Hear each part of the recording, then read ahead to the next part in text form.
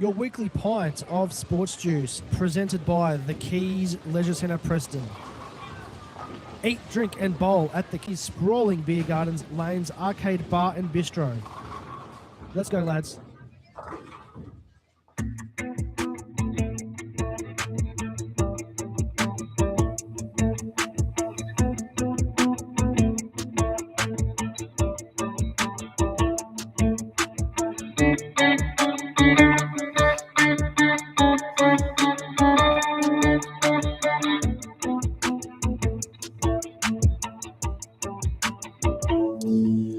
We start this episode with a bit of a heavy heart. The footy world has learned today that we have lost one of the greatest to ever be a part of the game. One, Neil Daniher.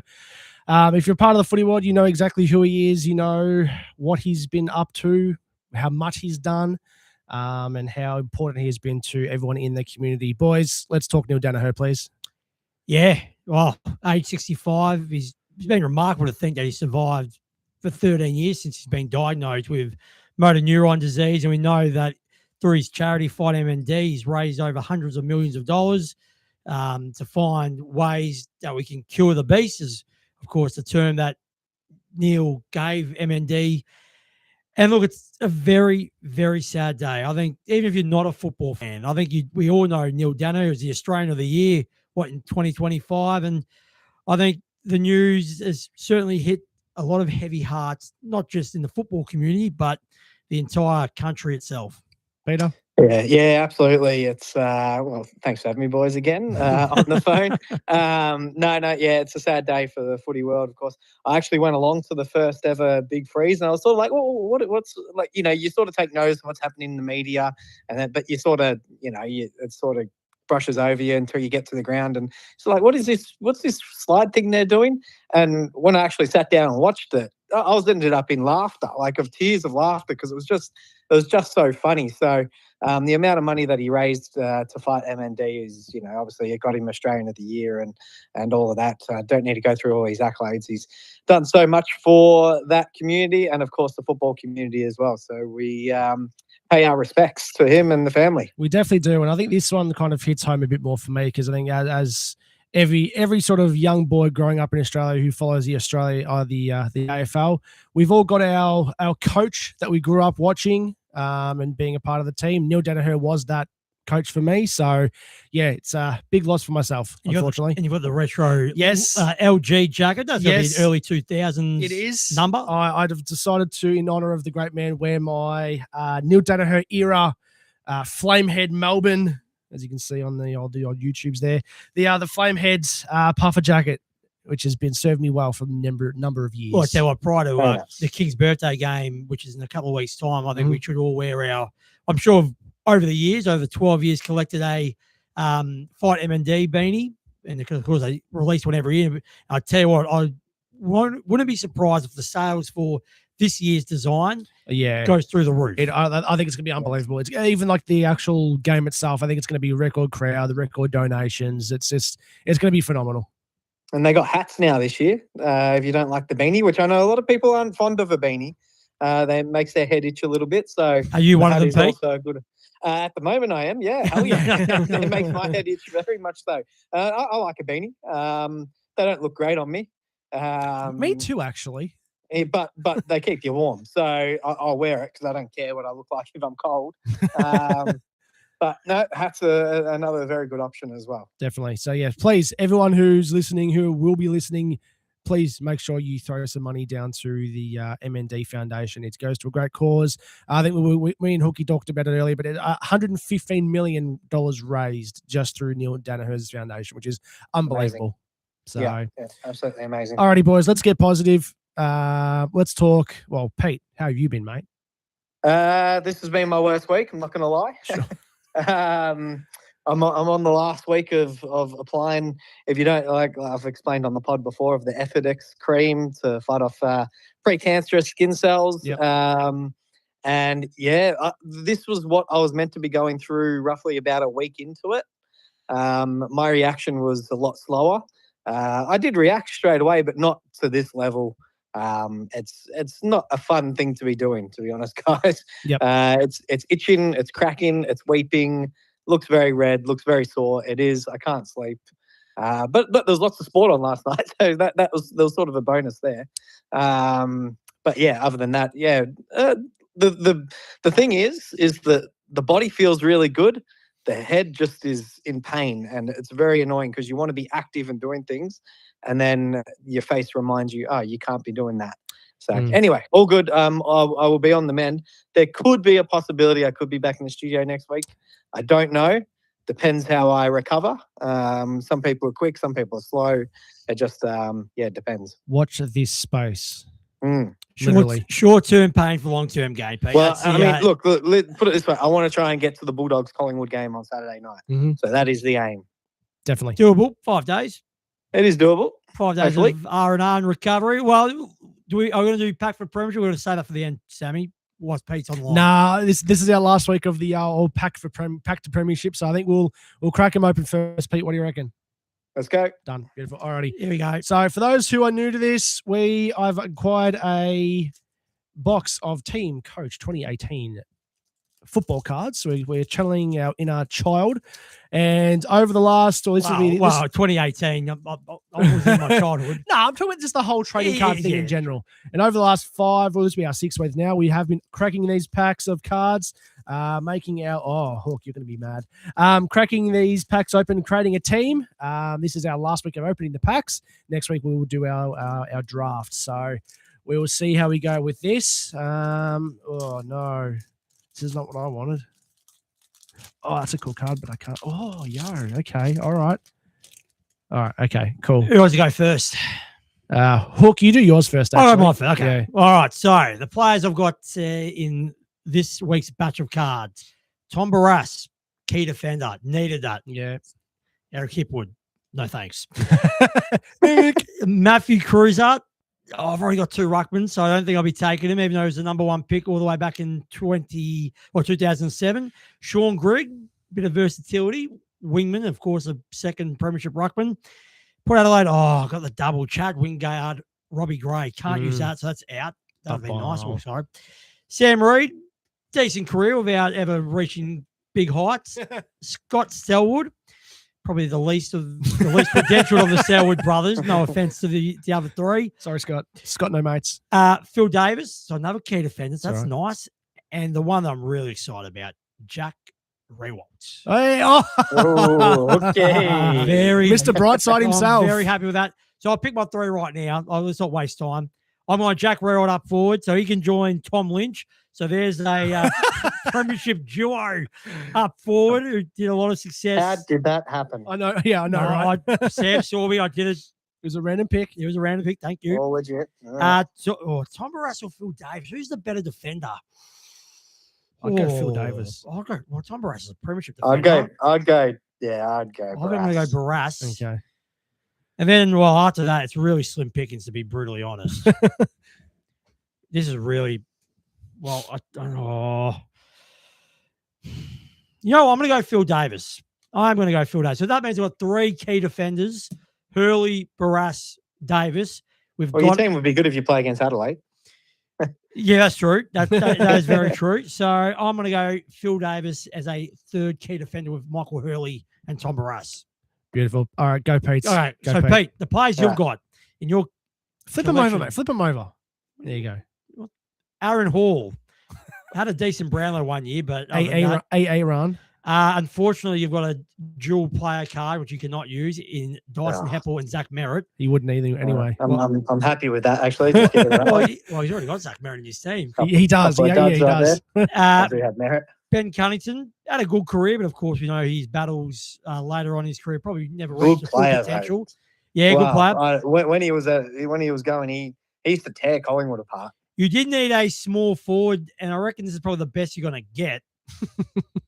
Not Zach Jones, Chad Wingard. It's all right. That's not bad. Yeah. Zach Jones, so the poorer of the Jones brothers. Pre-St Kilda, Zach Jones. And Hugh Greenwood. Oh, This is a very sneaky collection. I'm telling you Pete. what, these 3 packs, I haven't read my players out yet, but my God, they're a horrible thing. And sorry, I also forgot Peter Wright and Tom Boyd. If you wanted to add to your already giant forward line. So what are you getting? that's not a great pack. No, No. pretty sneaky. Not a great pack at all. Who you taking? Can you go through them again? Tom Boyd, Peter Wright, Steel Sidebottom. You didn't say still side. No, if he was at the bottom Yeah. of the pack. Sorry, Peter. Like earlier in his career, he was the forward pocket, so chuck him in. Well, kicked 10 Ah. goals. Kicked 10 goals in his game prior to get drafted by Collingwood He in, did, in yep, the yep, TAC Cup final. He goes in He goes in. What is a forward? forward. Yeah. All right. Aaron Hall, as I said, you can't use the double card, so I'll chuck that one out. Ben Cunnington, Chad Wingard. Well, chuck in Chud Wingard as well because I need a Another flanker small slash. forward. Yeah, another small forward. I think that covers me for my forward line. I'm going Cunnington. I always rated him as a player. All right, fair enough. I'll put him next to Aaron Sanderlands. He'll be under his feet. So there you go. That's Pete. He's got Cunnington, Sidebottom, Wingard All right. today. My pack of 9 players includes 1 premiership player, Jason Johannesson, Norm Smith medalist. 1 Taylor Adams, Lewis Jetta, Solid. Nathan Wilson. Well, I've- you need some defenders, so that's not actually the worst. player I've to landed have. myself a Melbourne double, unfortunately. 1 Clayton Oliver and Nathan Jones. Ooh. Can't use that, however. Nah. I finally got my ruckman, Todd Goldstein, Good Ruckman. Solid. Sean Burgoyne, Matt Crouch, and Daniel Rioli. Ooh, now Daniel Rioli on the card. Is he a forward or a defender? Because I've got a feeling he'll be a forward back in 2018. He's a forward. Ooh, he's turned into a very good halfback Yeah. flanker. But Yeah. on the card, we had this debate with Brandon Ellis last week. The card specifically says he's a forward. Yep. I'm going Todd Goldstein because I'm dying Yeah, for a the ruck. ruckman. Good That move. also means I've got 7 mids, That's all right. We can, which is a struggle, but that's all right. We're going to do trades in the draft. That's all good. I'm thinking JJ because he's a backman. that one of Norm Smith off the Yeah, halfback flank. I'm going Yeah, good Jason move. Johannesson. Yeah. What do I need? I need some decent forwards. I really You do. got 6 there already. Yeah, they're all Buddy. tools. They're all tools except for Tip and Woody. I don't know why I put him in. I don't need more backs. Well, it was the Doug Nichols around this weekend. We do celebrate the Torres Strait Islander contribution to the AFL over That the is years. true. That is true. That is true. I don't know. I'm really struggling. I reckon I'm going to go. Or do you go Rioli Well, as a forward? I don't have any. Yeah, I'm going Rioli. No, There you go. done. Alrighty. So go on, Sam. Go through your whole team because, of course, now we've got 18. We've got a full 18. Yeah, we've got a full 18 team. Starting from back to front, I've got Luke Hodge, Darcy Moore, Heath Shaw, and Jason Johannesson. Mids, Todd Goldstein, Jimmy Bartell, Luke Dalhouse, Dustin Mutton, Cullen Ward, Nat Fife, and Lockie Neal. One of those has to go, and that's I know who's going. Daniel Rioli, Lance Franklin, Jersey Hogan, Charlie Dixon, Josh Kennedy, Josh Jenkins, and Tip and Woody up forward. Bit short of a key defender. Outside of Darcy Moore, Yeah. probably would have wanted at least one more tour It's all defender. right. I would There's have done- thought. I think I know who I'm dropping. Luke House. It's going to be Alda House, Mhm. and we'll see how we go with everyone else. My team, the back lines currently stands at Tom Barras, Phil Davis, and Neville Jetta as a back pocket. Michael Hurley, centre half back with Simpson and Goddard on the flanks and the half back line. Midfield, there might be I might have to move one of these players into the forward line, but I don't know which one. My midfield at the moment is Max Gawn as the ruck, Trent Cotchin, Hubert Cluggage, Took Miller, Ollie Wines, Isaac Smith, Scott Pendlebury. Of course, this broke the games record on the weekend. And my forward line, Tom Lynch, Jack Rewalt, Simon Madden is my big forwards. Your Kane Lambert is at high mid forward, and Jeff Garlett for a bit of crumbing magic. Pete, you want me to go through your team? Go for it. All right. Back line, Luke Hodge, Harris Andrews and Brandon Ellis as a back pocket. Then you got Burgoyne and Hodge on the flanks with Alex Rance centre half back. So that's a pretty solid half back line. The midfield, stacked Aaron Sanderlands ruck, Ben Cunnington, Joel Selwood, Marcus Bontempelli, Zach Merritt, Angus Brayshaw, Scott Pendlebury as well. And your forward line, now they've got a couple of players who can play the role as small forwards, I guess. Still Sidebottom and Chad Wingard. And they're going to be under the feet of Nick Natanui, Charlie Curnow, Buddy Franklin, Jack Gunston.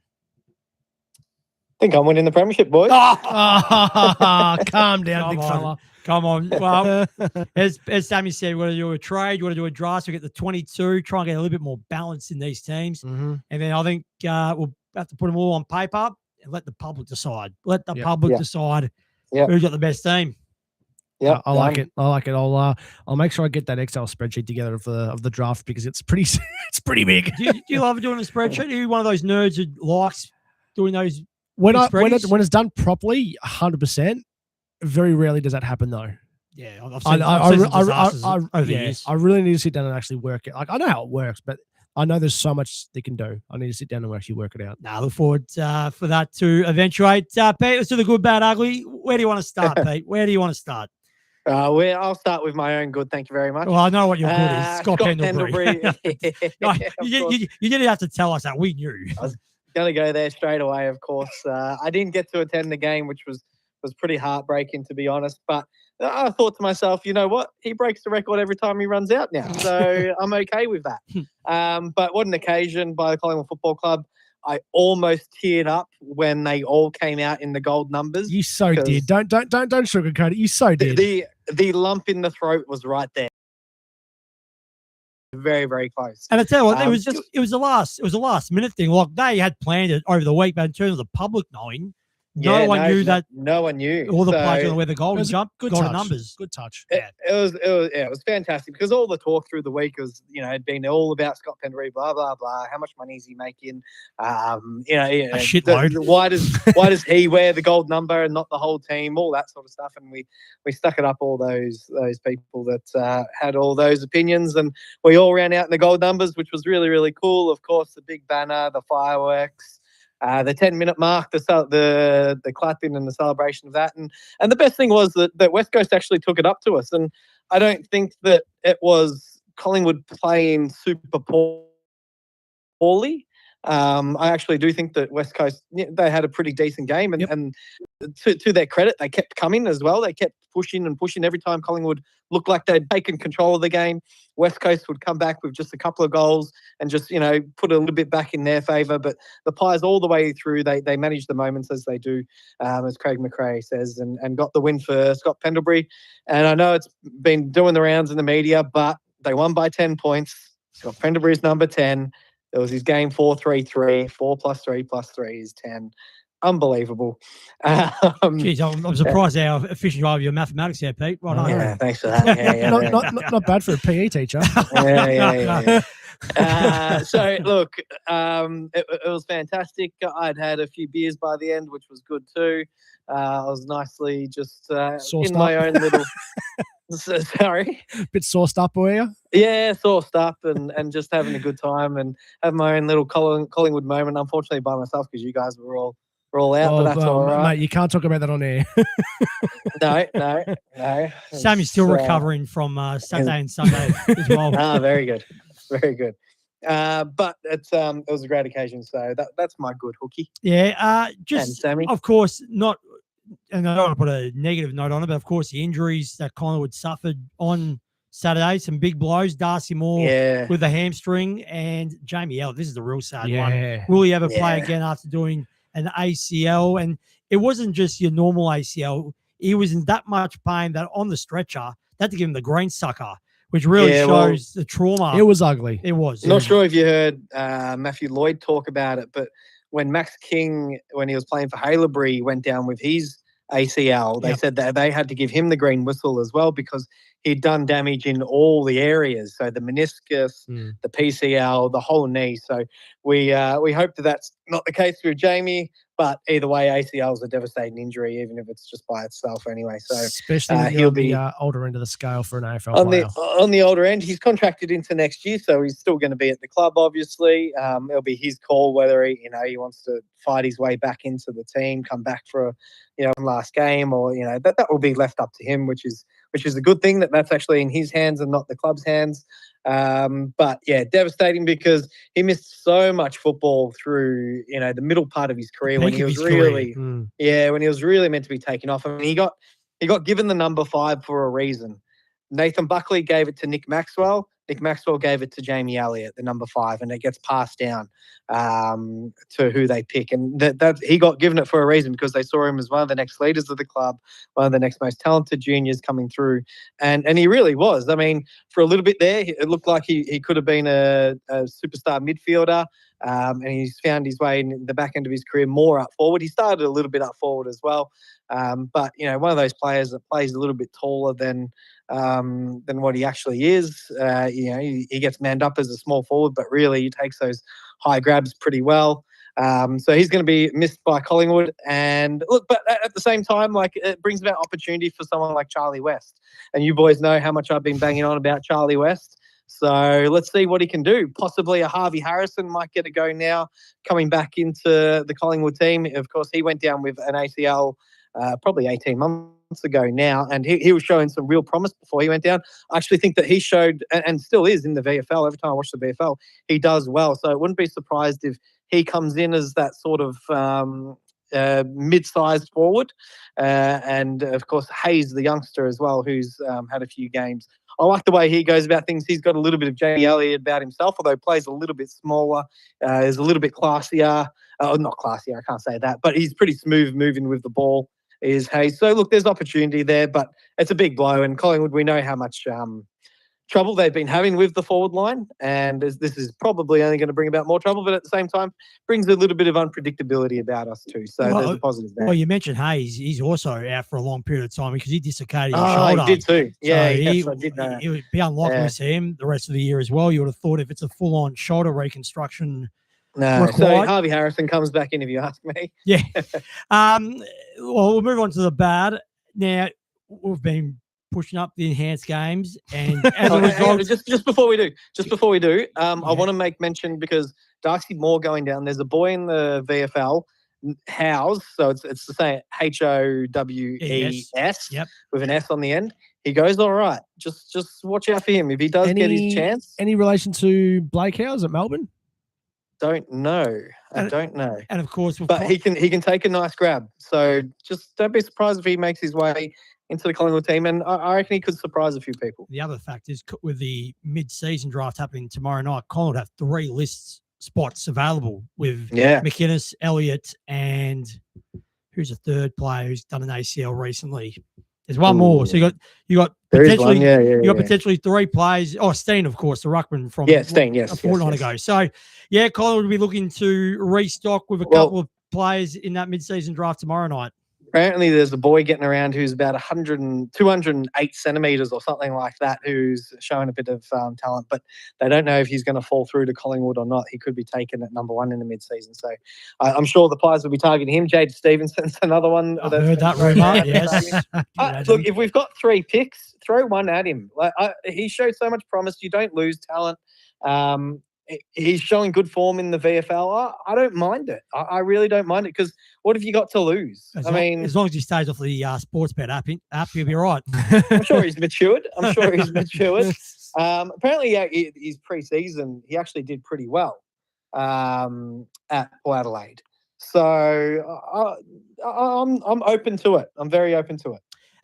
Back to the bad. Now, Sammy's, of course, been the number 1 man when it comes across the enhanced games, but you've had the opportunity to actually watch day 1 of the competition in Las Vegas overnight or throughout this morning. In front of a packed out 2,500 fans. What do we think of it? We spent 6 months talking about one of the worst sporting events in the history of the world. I'm telling you that right now. I messaged you boys. I said I was extremely disappointed that I couldn't be at home to sit down and actually absorb the spectacular. I'm sure it's up on YouTube. It will be. I'll have to rewatch it. I will say, though, the multi-purpose stadium they've built for this is unbelievable. That was sort of cool. That's a tick. Sort of cool. At the same time, it felt amateurish because it wasn't on a proper athletics track, and I know they had to have the pool, but that was only 4 lanes as well. It just didn't. I don't know. It didn't hit the spot for me. So more of a training facility. Yeah, had that sort of feel about it. Had a bit of a gimmicky sort of feel. Well, let's be honest, it is a gimmick. Yeah, it is. It's Yeah, the I whole guess concept so. is gimmicky. I guess so. But like, just when they were going through all the athletes and stuff, they were all athletes that are a little bit over the hill anyway, and that you know, trying to see that they can come back into their sport and do well, and this can help them with the enhancing themselves. And so it sort of was like, well, they're already starting from a little bit far back. Then to enhance themselves, they were only getting back to a competitive level. If that makes sense. Not the missile. He stuck it Not- up. Oh, yeah. No, he stunk it up. And so that was, some of them were getting back to a competitive level, but not going to that world record sort of pace or lifts or whatever the sport they were doing. They weren't quite hitting the mark there, which was a little bit disappointing because that's what we tuned in for. And we saw one, I think it was in the 50-meter freestyle with the men. He got a world record. I'm not sure of the name who got that, but look, it was a flop. It wasn't. I turned it off. I didn't watch it all the way through. So I'm guessing you got another couple of weeks off work. Are you going to be watching any more of it? Well, that was only one day. I thought it was only one day's day. work. It's Yeah. only one day. Is it one day? Well, I think it was one no. day. Yep. It was a Yeah. one-day event. Correct. Yeah. They had all the swimming, the track, the Oh. lifting, all in one day. So the bloke, and remind me, the bloke who got the world record in the 50-meter freestyle, he's getting a big cash. 100 mil. $1 million. Yeah, I think $1 million. I Plus, think it was. plus yeah. 100 mil. No, sorry, 1 million. Oh, just a Plus- 100 mil Yeah, for Plus, 50 meters of swimming. plus a participation for Yeah. winning it. You get like, I think, what, half a mil, I think, or 200. No, Well, I think, 250,000 it was. because you win it. Yeah. So Magnussen got 75,000 American for coming fourth. I think it might have been. No, it's Which is not- a I bad mean- payday for 50 I mean, meters it's of swimming. yeah, I know, one, right? 1 year's sort of worth of work. Hopefully, it's tax free. Well, that's all right. We will go through all of the results. If I- if I- I don't later know in if the it's worth your program. time, boys. If honestly. No, it is- I it don't is, know if mate. it's worth your 12, time. 12 months of hyping this thing up. We have to. We can't not. Yeah. Yeah, all right. Well, just doing maths, that's $2.5 for every meter. I'm glad The I don't missile have to swum. sit there through it. Nah, No. You'll be sitting I at feel home sorry watching for the it. listeners out there. Oh, that's a bit Look rude, mate. forward to it. Uh, They're gonna hold on. They're gonna hold on to the sports news just to hear the Enhanced Games news. I cannot wait for this Netflix documentary to come out about it. I cannot wait. Are they doing? That would be good. That would be good. It will happen. Someone will do That'll be it. interesting. Someone will do it. The ugly, unfortunately, once again, McLaren had an absolute stinker after some good signs 2 weeks ago in Miami. Unfortunately, the Canadian Grand Prix just did not turn out to be a point gainer for both Oscar Piastri and Lando Norris. Once again, Kimi Antonelli taking the checkered flag. That's 4 wins on the trot. And that was after, of course, finishing second in the sprint race, losing out to George Russell. But I guess from a local perspective, once again, Oscar Piastri been absolutely stooged by the pit crew or the decisions pre-race. It was wet and cold in Montreal, but for some God knows reason, they decided to put the intermediate tyres on at the start of the race. The only team to put intermediate tyres on, and it backfired big time. Like the funny thing is that why does this always just happen to McLaren? Or maybe we just notice it more because of Oscar Piastri, but they make stupid decisions a lot of the time, McLaren. So the tyres was just the start of it. Of course, he had his 10-second penalty as well for trying to overtake. Who was it? I think Yeah, it was Albon, wasn't it? it could have been. That caused, and unfortunately, the maneuver not only caused Albon to be retired from the race, but as you mentioned, 10-second penalty. And if it wasn't already hard enough for Piastri to get in the points, that pretty much was the end of it. Yeah, it was. So, look, not a good race from the McLarens. They showed they had pace, though, because qualifying, other than the Mercedes, they were right up there. So, there's still signs there that they can change things around and possibly mount have a competitive championship, but it's starting to slip pretty quickly. So, they'll want to do something drastic over the next couple of races, or else I think Kimi Antonelli runs away with this. And Yeah. Well, yeah. I tell you what, the one element, there was 2 entertaining elements of this race. The battle between Russell and Antonelli. There's some real spice developing very, very quickly. I don't know if you saw the sprint race on Saturday night or Sunday morning our time, where Antonelli and Russell were pretty much criticizing each other over the radio over an incident where Antonelli was forced off the track. Russell ended up winning the sprint race.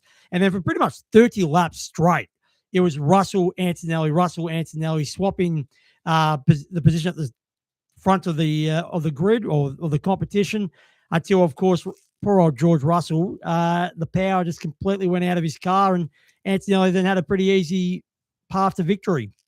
Yeah, I think this young guy is going to do what we thought Oscar Piastri as a young man could have done last year. And it just goes to show that you've got to make your moments count. You really, really do. And Antonelli's doing that right now. But yeah, it's a long season. Remember, we thought Verstappen was right out of it last year. Yep. He came all the way back to make it a competitive championship. So I've still got my hopes that we're going to have that, but he's looking the goods at the moment, Antonelli. He's a talent. He's a real talent. Yeah, age of 19, it's bloody scary what he's delivering right now. Of course, it's probably the only other entertaining battle throughout the race. Let's not forget, only 4 drivers weren't overlapped by the end of the 68 laps. The other battle, which was exciting, Lewis Hamilton versus Max Verstappen. Lewis Hamilton, probably his best race in a Ferrari, ended up finishing second.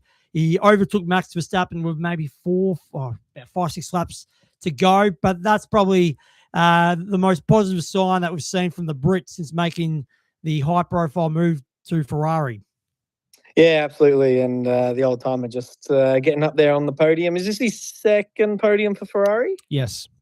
Yeah, second podium. So he's starting to do some damage. Of course, we know the Ferraris were always going to be generally pretty strong, and they're showing that they still are. But again, it's about catching Mercedes.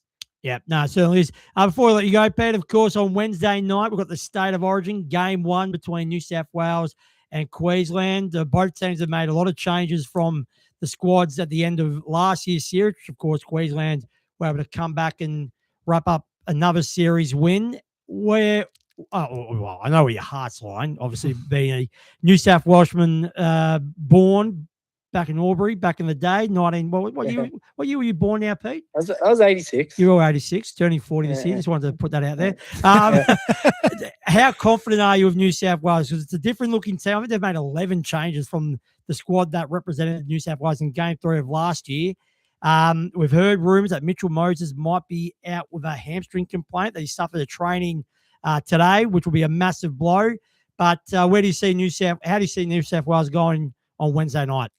I really don't know, because last year they should have romped in that with the team that they had on paper compared to Queensland.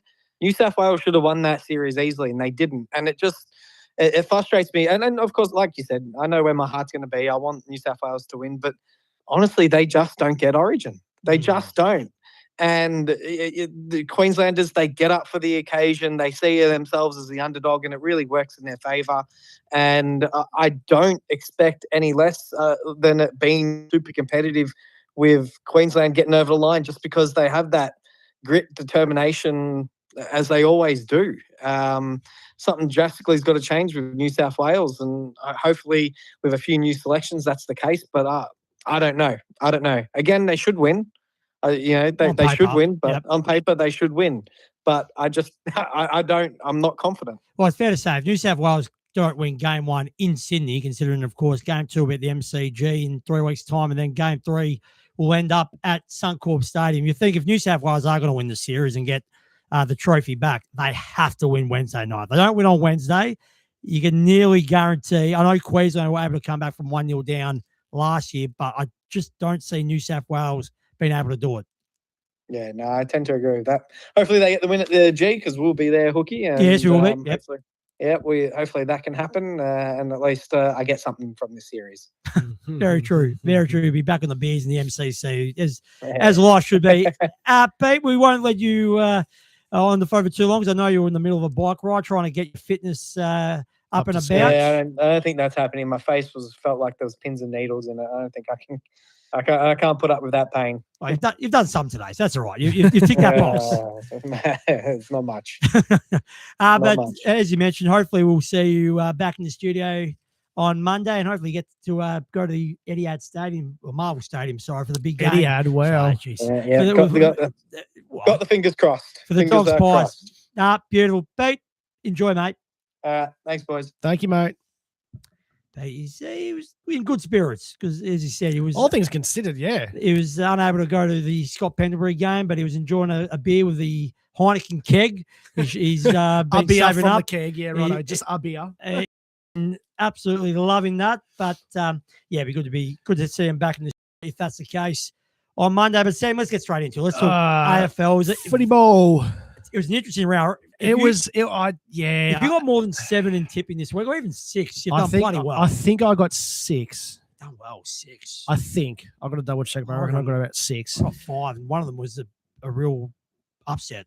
Yeah, well, there was a few. There was really. a lot of There was upsets. a few. But we do start off with this was obviously the second round of the Sir Doug Nicholls round. So we start things off with Hawthorn and Kuwarna, which is Adelaide.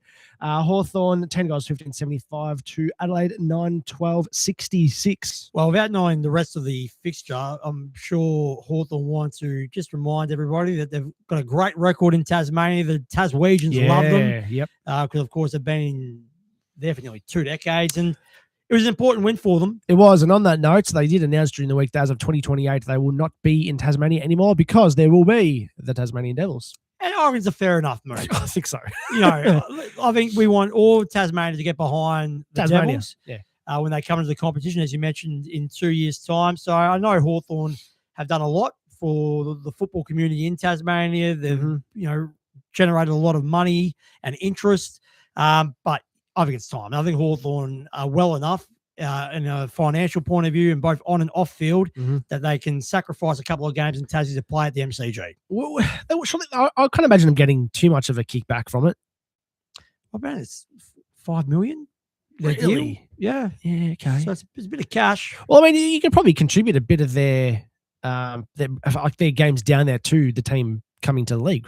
Yeah. I guess. So money well spent, in other words. Absolutely. But in regards to the game, look, at one stage, Adelaide were up by 3 goals early in the second quarter, and we saw Sam Mitchell absolutely losing the box. Oh, yeah, that was gold. And, of course, this is a team that's hadn't won a game since the Anzac Day round because, of course, they drew to Collingwood, then they lost their next 2.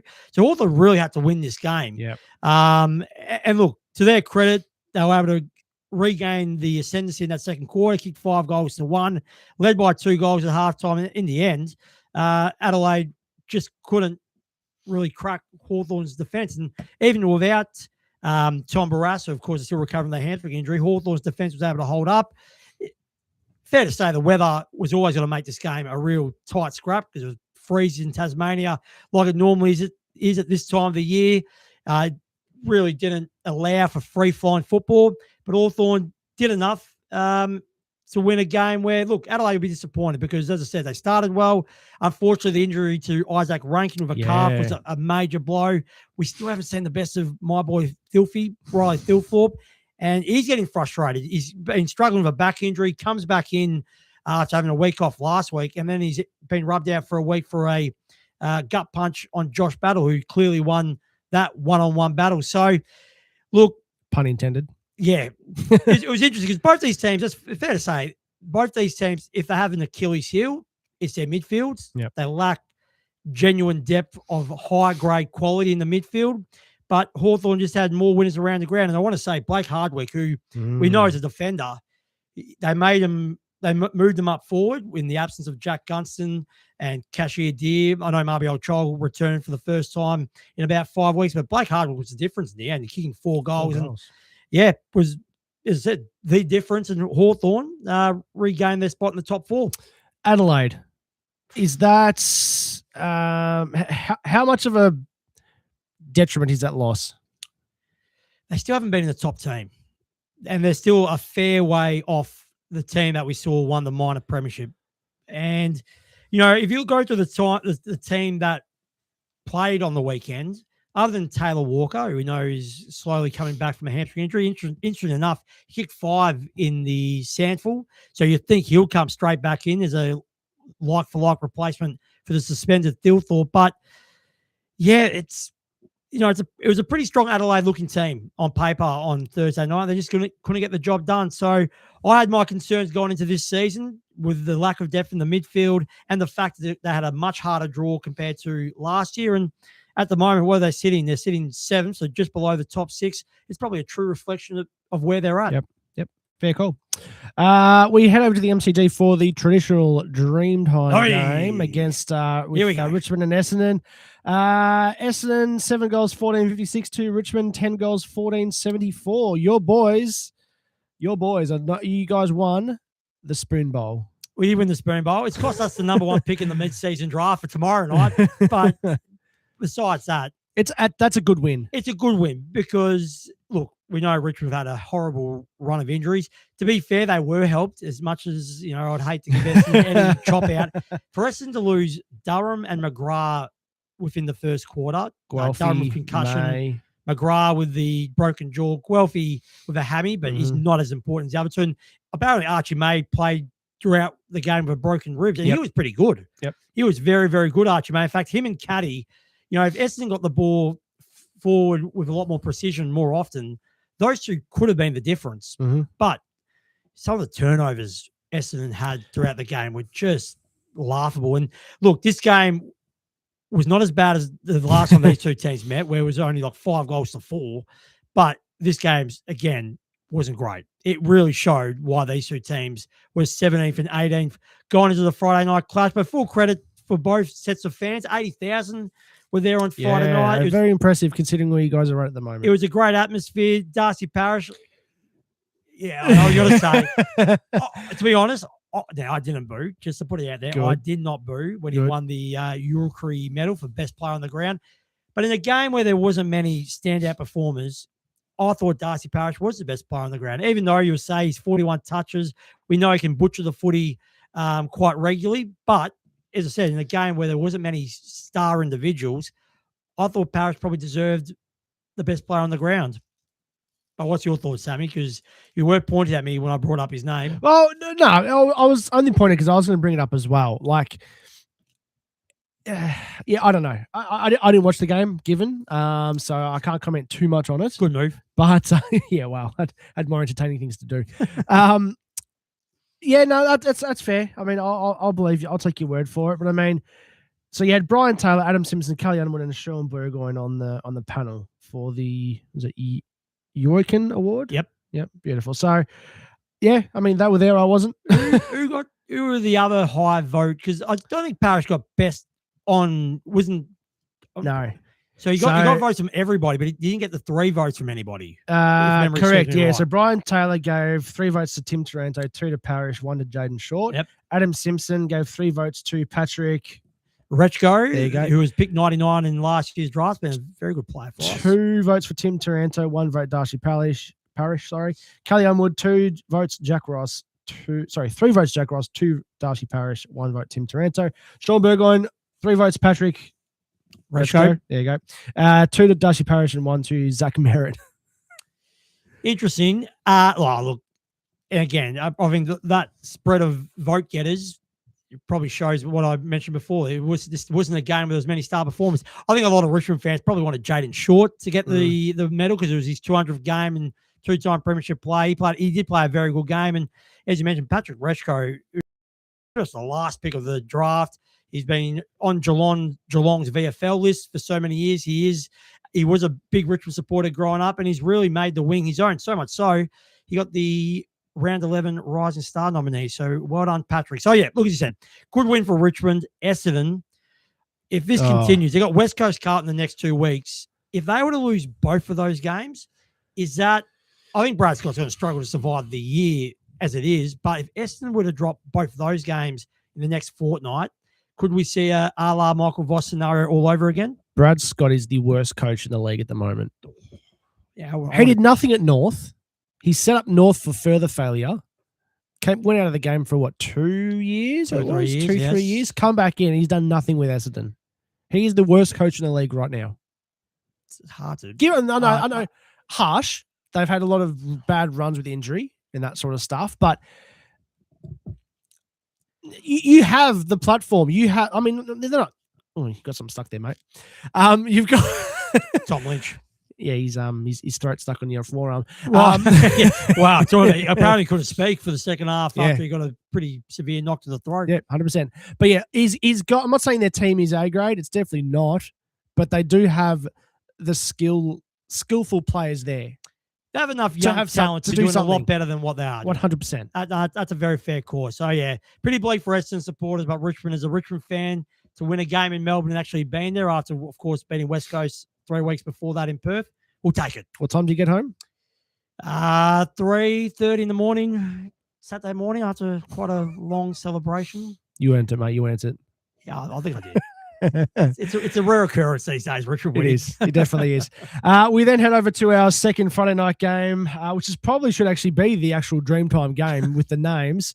You got Walialop taking on Euroke, which of course is, St Kilda and Fremantle.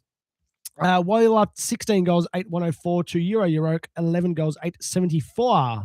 Oh, look, St Kilda, to their credit, did really, really well to stick with Fremantle all the way. You know, it was only a goal of difference at 3/4 time, but then Fremantle in the last quarter went bang, 6 goals to 2. Shea Bolton kicking the contender for goal of the year. Harley Reid. Murphy Reid continues his unbelievable form. I think he's nearly a lock for All-Australian in just his second year. That's how good he's going. The one matchup which was really fascinating, I don't know if you've seen the footage, the way Patrick Voss was manning up on Callum Wilkie as a defensive forward. You know, the amount of grappling and wrestling the two were doing. But to Voss's credit, he's kicked 3 goals. 3 goals. And he's really turned his form around. The last 3 weeks, he kicked 5 against Essendon. Good job on James Sicily a couple of Thursday nights ago. So he's really turned his form around. Jai Miss continues to prove us wrong after we were doubting him. He's kicked another bag of 4. Josh Tracy, 2 goals, 2, but 11 marks, 19 disposals. They're just ticking all the boxes for him now. They won 10. People might be saying, are they peaking too soon? Which you don't really want to do, considering we're not even yet at the halfway stage of the season. Well, But Adelaide did it last year. and well, look what happened to them. They lost 2 home finals. But yeah, the scary thing is I don't think we've seen the absolute best of Fremantle.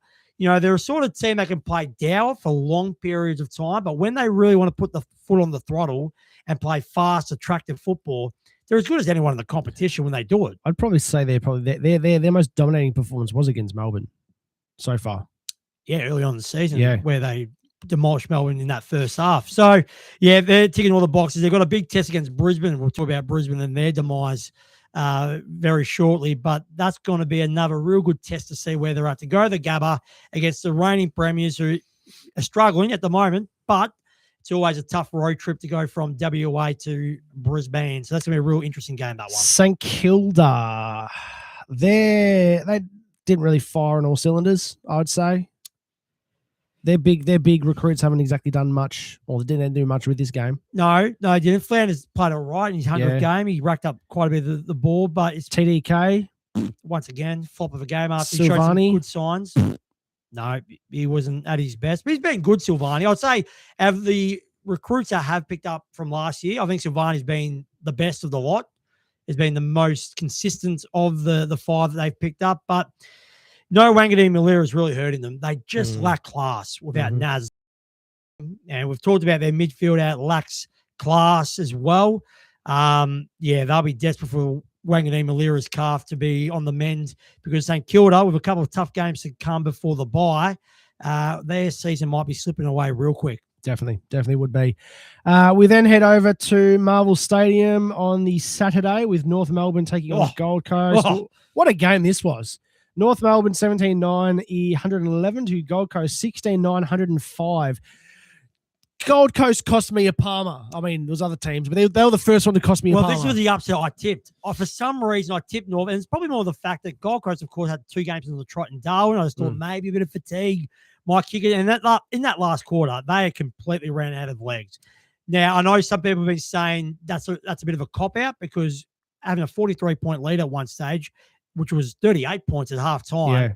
If Gold Coast are a serious premiership contender, even with fatigue kicking in, surely they could have had defensive mechanisms that would have stopped that run on that North Melbourne had in that last quarter. So it's a bit glass half full with the collapse of the Gold Coast. But for North Melbourne, after, of course, that embarrassing performance against Adelaide where they conceded 10 goals in the second quarter, this is a serious win of merit. It was all their young guns in that last quarter. Wardlaw, O'Sullivan, Sheasel, even Dersma, who doesn't get as much of the ball as those other guys. He's starting to really have an impact on games on a more consistent basis. So it's the young players for North Melbourne that really stood up. And of course, Cameron Zuha, who went back forward after they experimented him as a halfback flanker, ended up kicking the winning goal after the siren to give North Melbourne their 5th win for the year. Yeah. Disappointing from Gold Coast. I'm starting to put them under the fakers column. Frauds. Yep. The fraud fakers. It's these are those wins you need during the season to really put a statement and a asterisk next to your name as contenders.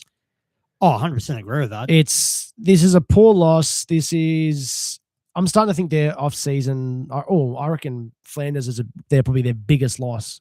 Even Buderick from the Bulldogs is doing really well. Yeah, he is. At the Kennel, that two pretty important players. Petrarca's stuffing him up. I'm putting it out there. No, he had a decent game. Well, I tell you what. So you think about this Gold Coast midfield, yeah? Witts in the ruck, Miller, Anderson, Rao, Petrarca. With that Fab Five, there's an AA. What do you reckon? Where do you reckon Gold Coast sit in the clearances right now? With based on the personnel, where should they be? I'd say top 3 easily. They're 18. They're bottom. They are the worst team in clearances as we speak in the AFL, which just should not be happening with the caliber of players they've got. So, look, they've got the bye Gold Coast, which comes at a great time, considering, as we mentioned, they ran out of legs in the last quarter of this game. But then the next 4 weeks after the bye, they got Brisbane, which we know Brisbane have dominated of recent times in the Q Clash. Then they have got Geelong and Geelong. They're not winning that. That's going to be a hard one. Then they've got Hawthorn at home, which they've got a decent record against Hawks.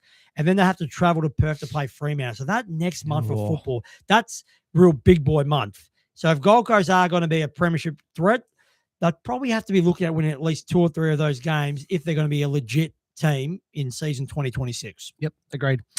GMHBA hosted Geelong and Sydney. Geelong 15-17-107 to Sydney 12 goals 880. I tipped Geelong. I did too. And we saw the blueprint of how to stop Sydney with Collingwood the week before, where they nearly put off the miraculous upset by really blocking off the corridor. Geelong did the exact same thing. And the difference between, I guess, Geelong and Collingwood, when Geelong were able to force turnovers, they were able to capitalise. And they did so, particularly in that second quarter where, everything they touched turned into gold. Yeah. And to think that someone like Bailey Smith only had 8 touches in the first half. It was well tagged out by James Jordan, but then Sydney decided to release the tag and change their midfield mix. Bailey Smith ended up with 32. He's just having a great season, but I'm not just going to say it was Bailey Smith because, young Humphreys turned out to be an absolute gun off the half-back line. He had 33 touches, kicked the goal. He's going to be a contender for All-Australian. Jeremy Cameron, 3 goals, but once again, 21 touches, 10 marks. He's just a freak of an athlete. Max Holmes starred. And even, we've got to talk about Garen Myers. The guys had this remarkable ACL procedure done where it didn't get reconstructed like most ACLs do.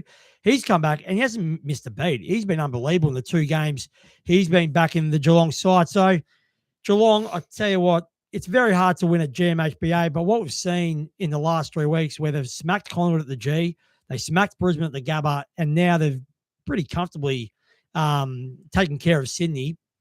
I think right now, top 4 team? I'd say top 2. I think at the moment, if you had to pick a grand final right now, I'm saying Fremantle or Geelong. Yeah, fair call. Yeah, Sydney, you've had a couple mulligans, I'd say. That's fair. I'll give you that one. I will say this, though. I think it's a good time for Sydney to be found out in a way in the last 2 weeks. It's good that's happened now rather than later in the season. So Sydney now can tweak their game plan, come up with alternatives when other teams work them out and block the corridor and stopping their forward handball, which has been so damaging throughout the first 11 rounds this season. So I wouldn't be too concerned as a Sydney supporter.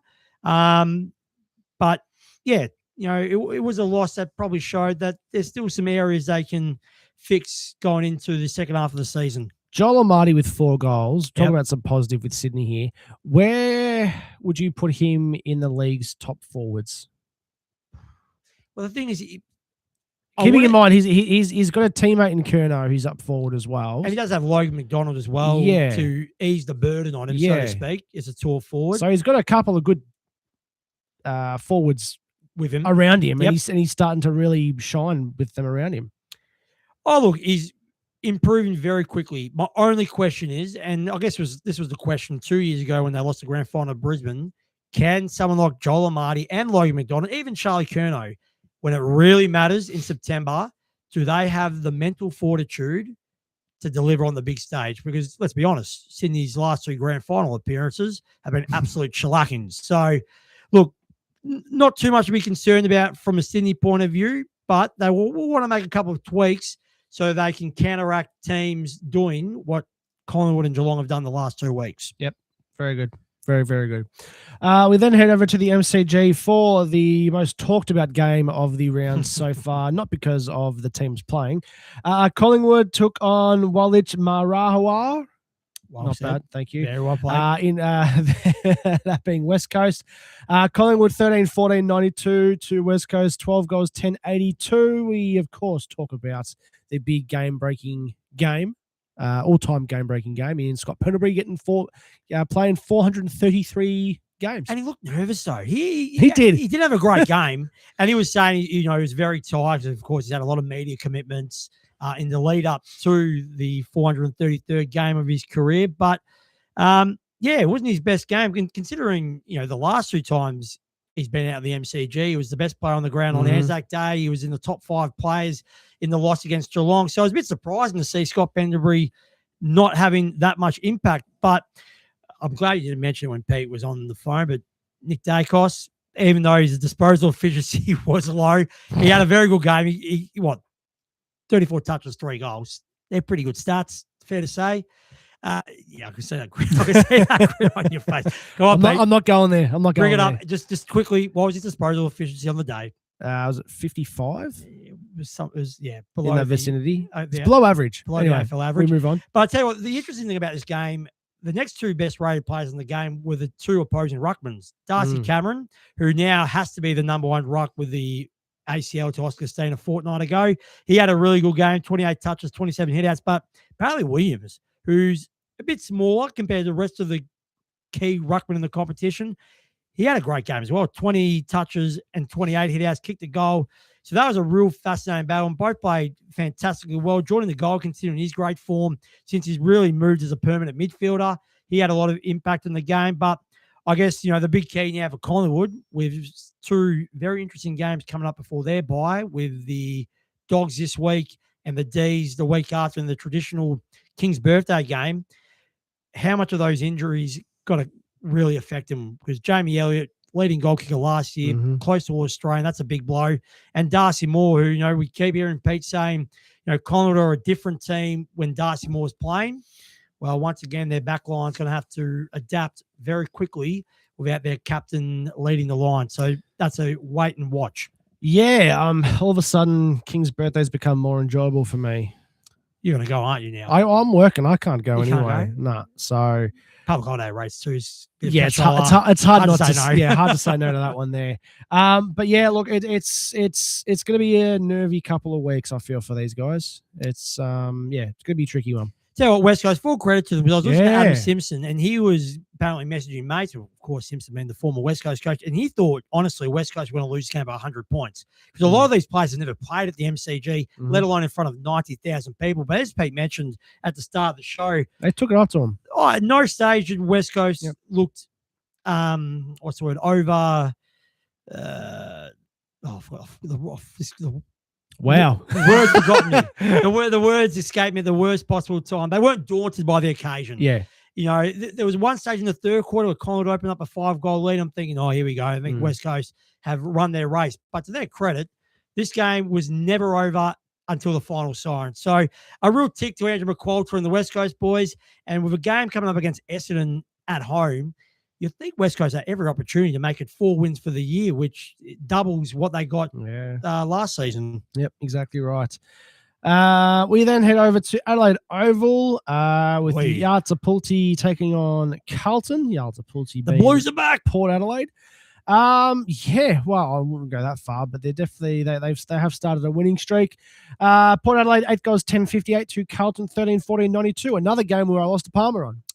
Bad loss to Port Adelaide. They've been so Yeah, I good know. this season. And at halftime, Carlton was 6 goals up at halftime, and Josh Carr went absolutely nuts in the change room. It's probably the first time we've seen Josh Carr show his inner mongrel, because of course he was a bit of a dog as a player, real tight tagger, love getting stuck in. Well, I reckon it was the first time he genuinely lost it. And so he should, because, I tipped Port Adelaide in this game. I know Carlton had the great win against the Bulldogs, but I was thinking, first game after a coach getting sacked, that's normally the case. But to Carlton's credit, they're playing some good footy. And, whilst they're a little bit more freer in terms of their ball movement, I think the defence has to be applauded as well. The last 2 games, they've stopped both the Bulldogs and Port Adelaide scoring over 60 points, which is a bloody good effort. So well done, Josh Fraser. Well done, Carlton. Patrick Cripps, once again, was probably the best player on the ground with 32 touches and 1 goal. For Port Adelaide, the scary thing is Horn, Francis and Butters were clearly their 2 best players on Saturday night, yet they still lost really comfortably. And with, of course, all the rumours about Zach Butters leaving next year to a Victorian club, and this list being pretty ordinary. If I was a Port Adelaide fan, I'll be very, very concerned what the short-term and even mid-term future looks like. I think they're going to be in a world of pain over the next 4 or 5 years. If they lose Butters and they're trying to replace that loss in the off season, what have they got to draw people in, like as in players? Well, they got Cochrane, who's one of the highly touted draft picks. He's going to be a father-son pick for Port Adelaide. So that's going to be a massive plus. But other than that, I think you make a very good point, Sammy. I'll go through this team. Horn Francis, Georgiades. Yeah. But there's talk that the Western Australian clubs are chasing him pretty hard, being a Western Australian himself. So, geez, as I said, I don't think there's a lot to be excited about if I was a Port Adelaide fan. And Carlton, well, let's see how they go against Geelong, because they've got a good record against Geelong, particularly at the MCG. They're playing each other on the Friday night. I tell you what, if Carlton win that, I know Josh Fraser is being stone dead saying he will not be coaching next year. He doesn't think he'll be up for a full-time gig. But if Carlton were to somehow beat Geelong, win 3 in a row, I know they don't want to get sucked in, because we saw it with Brendan Bolton. We saw it with David Teague, where they did really well as caretaker coaches, and then it didn't work out for them once they became full-time coach. But it's hard not to get excited after such a bleak 24 months as a Carlton supporter. Just on Carlton, we've had a couple of people on YouTube comment about it. Richard Cerny, what do you think of Carlton's 2 wins in a row? What have they changed from what Voss was doing in just 2 weeks, and do you expect them to continue? Well, they're playing with more freedom. I think the psychological burden of all those second half collapses is sort of gone since the dismissal of Michael Voss. I think their gun players are really stepping up. Jagger Smith is really adding another dimension to that midfield, because I think, Vossi was playing him more as a winger and a flanker just to ease him in. Of course, this is his first year in the system after doing his ACL in his draft year. But their gun players are all performing. Cripps, Walsh, Wiedering, even Harry Mackay, him playing as a ruck forward rather than just as a permanent forward has really freed him up. Good to see George Hewitt after he was a controversial dropping in a month before Voss got sacked. He's come back in. He's playing the football that saw him win the best and fairest last year. So I think it's just an overall collection. All the players just seem to be playing with less weight on their shoulders, and they're doing the job. So full credit to them. I see it the other way around. So I reckon the senior players on that list have said, okay, it's now up to us. They're putting more weight on their shoulders to try and get this team across. Okay, I like this theory. So I've been critical on Patrick Cripps since round 1. Yep. Well, they did round 0, didn't they? Yeah, they did. I think they did. Well, that was the game where they conceded 12 goals to Sydney in the third quarter. Exactly right.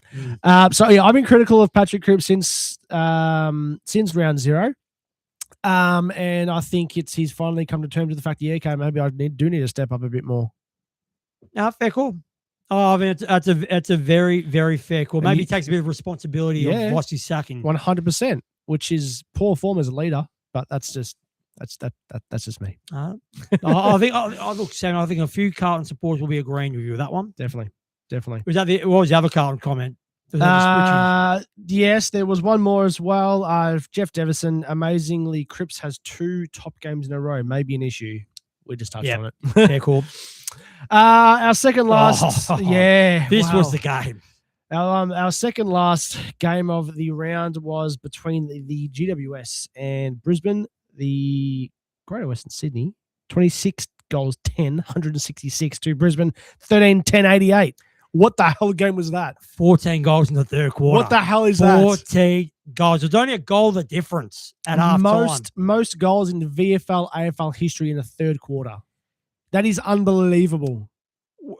I checked my phone. I was in the city at the time, about to go to going to the Melbourne game, and I checked my phone, and sure enough, yeah, I thought it was an error on the app. Who does it say more about? Does it say are we finally now seeing Brisbane on the decline? The passion, because they've been in the last 3 grand finals. They've won, of course, the last 2 flags. Is this a sign that maybe that inner drive, that extra 5-10% has gone because they've gone to Mount Everest twice in a row?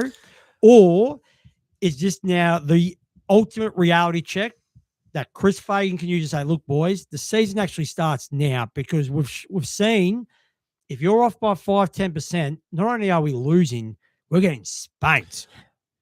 I've two thoughts on this. I'm putting them in the same category as St Kilda and the Gold Coast. Yep. Their personnel change in the off-season with their field of players has changed quite a bit. Has it though? Like, Yeah, well, I'd say so. Oscar Allen's out. Yeah. And then Sammy Draper is pretty much a like-for-like replacement for big Oscar McInerney, who, of course, retired. Yeah, but are they the same player?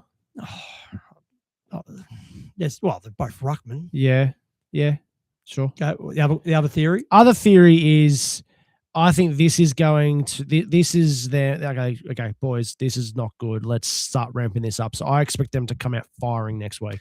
Oh, they have to. Well, and they've got a great opponent to do so against Fremantle, because if they dish up what they dished up on Sunday, Fremantle will just making their little babies. I was going to say another word, but I thought I better not. But over the Giants, though, last week they lost to the reigning Wooden Spooners by 17 points. They beat the reigning Premiers by 78. So that's a 95-point turnaround. In no way, shape, or form would I have thought that Jake Stringer would kick 5 goals in a game ever again. He played bloody well, and Toby Green kicked 5 as well. Like all their forwards just absolutely dined out. Brent Daniels is continuing to show why he's probably one of the Giants' most important players. He had 24 touches, 2 goals. Clayton Oliver had a big game. Yeah, I hate to admit he played unbelievably well. 57 touches. I think that's his highest disposal rate since joining the Giants from Melbourne last year. Easily. But they've got a couple of young players who are starting to step up as well. Young Phoenix Gothard, he had 29 touches, 2 goals in the midfield. So it really was just a performance which would really please Adam Kingsley. And probably the most impressive thing in that 14-goal haul in the third quarter, it wasn't the orange tsunami where, all the goals were just beautiful transitions from back line to the forward 50. It was their defensive pressure in the forward half. 11 of those 14 goals came from the forward half, which is unlike the Giants. So that has to be the template the Giants have to play for the rest of the season, because, look, I know it's a great win against a top opposition, but I still have my doubts. But if they perform like they did, how can you deny the Giants not having a serious crack of not maybe the top 6, but certainly make it into the wild card round? So that's going to be the big question now for the Giants. Can they maintain the rage and perform like that more weeks than not? And they've got Sam Taylor coming back very shortly as well, who's one of the best defenders in the competition. So, yeah, big tick for Adam Kingsley, big tick for the Giants. And Brisbane, well, they're going to be the biggest story, particularly next week, and how they come back after that shellacking. Yeah, definitely. We shall wait and see. We conclude the Sir Doug Nicholls round with... Oh, you don't want to talk about our Western Bulldogs take on Nam, who are, of course, Melbourne. Western Bulldogs 14-9-93 to Nam 13-12-90. Just before we go any further, just come in. Shane McAdam, who is on the Melbourne list, has announced his retirement. Good. He wasn't going to play another game at senior level anyway. So I think he played 2 or 3 games at Melbourne at senior level. 3 of them. Yeah. Yep. They were all garbage. Injury ravaged, it's fair to say. But like Collingwood, that means Melbourne now have got 3 spots on their list 4 pickups in the mid-season draft. Do you reckon that was Melbourne sort of saying, Shane, Yeah. if you're going to do it, now's the time? Yep. Well, Cully, Campbell, McAdam, none of those 3. Well, Cully's had a good Yeah. year before his injury, but Campbell Campbell and was- McAdam were never going to Yeah. No. have any impact. There you go. You heard it here first. Mm-hmm. But yeah, no, Melbourne losing by 3 points to Footscray. This was more important for Footscray than it was for Melbourne to win. Yep, agree. At the same time, this is a game that we should have won. Yeah, you had your opportunities late in the game. There's no doubt about it. And Melbourne probably rue the fact that they gave the Bulldogs a 5-goal head start. Yeah, we came out of the blocks real slow, really, really slow compared to the last few weeks, unfortunately. So, and that's what got us in the end. A few late chances, like you mentioned, that we just couldn't get on the board with. So, our forward line is just had a shocking week. Van Rooyen, he didn't play very well at all. Every time he got his hands on the ball, he just couldn't clunk him. Yeah, and I'm so sick and tired of him going up for a contested contest with one arm, with one hand up in the air. Mate, you're a tall bloke, you're a big guy, use it. Use both. Use both arms. Use both Use the mitts. jukes. 100%. Cozzy Pickett, he got his hands on the ball. I wouldn't say he used it to his best of his abilities. Didn't get on the scoreboard either, which again is usually a sign of, us playing well. One thing though, Harry Sharp getting 2 goals. He's followed on his streak of getting a goal in every single game so far. I'm pretty sure I heard he's the only player in the comp to kick a goal in every game. Yep. For a wingman. Yep. He's playing unbelievably well at the moment. My boy Harvey Langford getting 2 goals as well. Unfortunately, could have. Oh, that mark at the end. Yeah, I was up and about in level 3, but yeah, unfortunately wasn't able to drag it down. But just all around the field, we were struggling. We weren't playing very well defensively. Our midfield wasn't clicking. Jack Steele was having an off game. He wasn't taking any tackles. He wasn't gripping onto anyone. And I feel like it's only going to get worse because Jake Lever's out with a concussion. Yeah, that was right at the end of the game as well. Yeah. You would have loved his experience in those tight moments.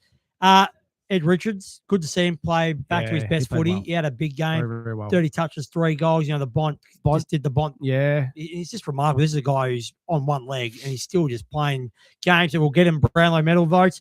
But obviously, as you mentioned, Sam, this was a must-win game for the Dogs. They were sitting just inside the top 10.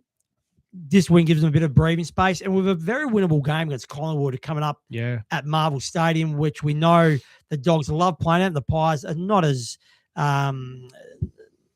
loving of Marvel Stadium compared to other teams in the competition. It's a real chance now for the Dogs to set up this season with still the likes of Tim English, Tom Liberatore to come back in. Yep. It's all of a sudden the season's got a little bit more positivity because it was pretty glum, it's fair to say, from round 4 onwards with all the losses and injuries that the Dogs were copping.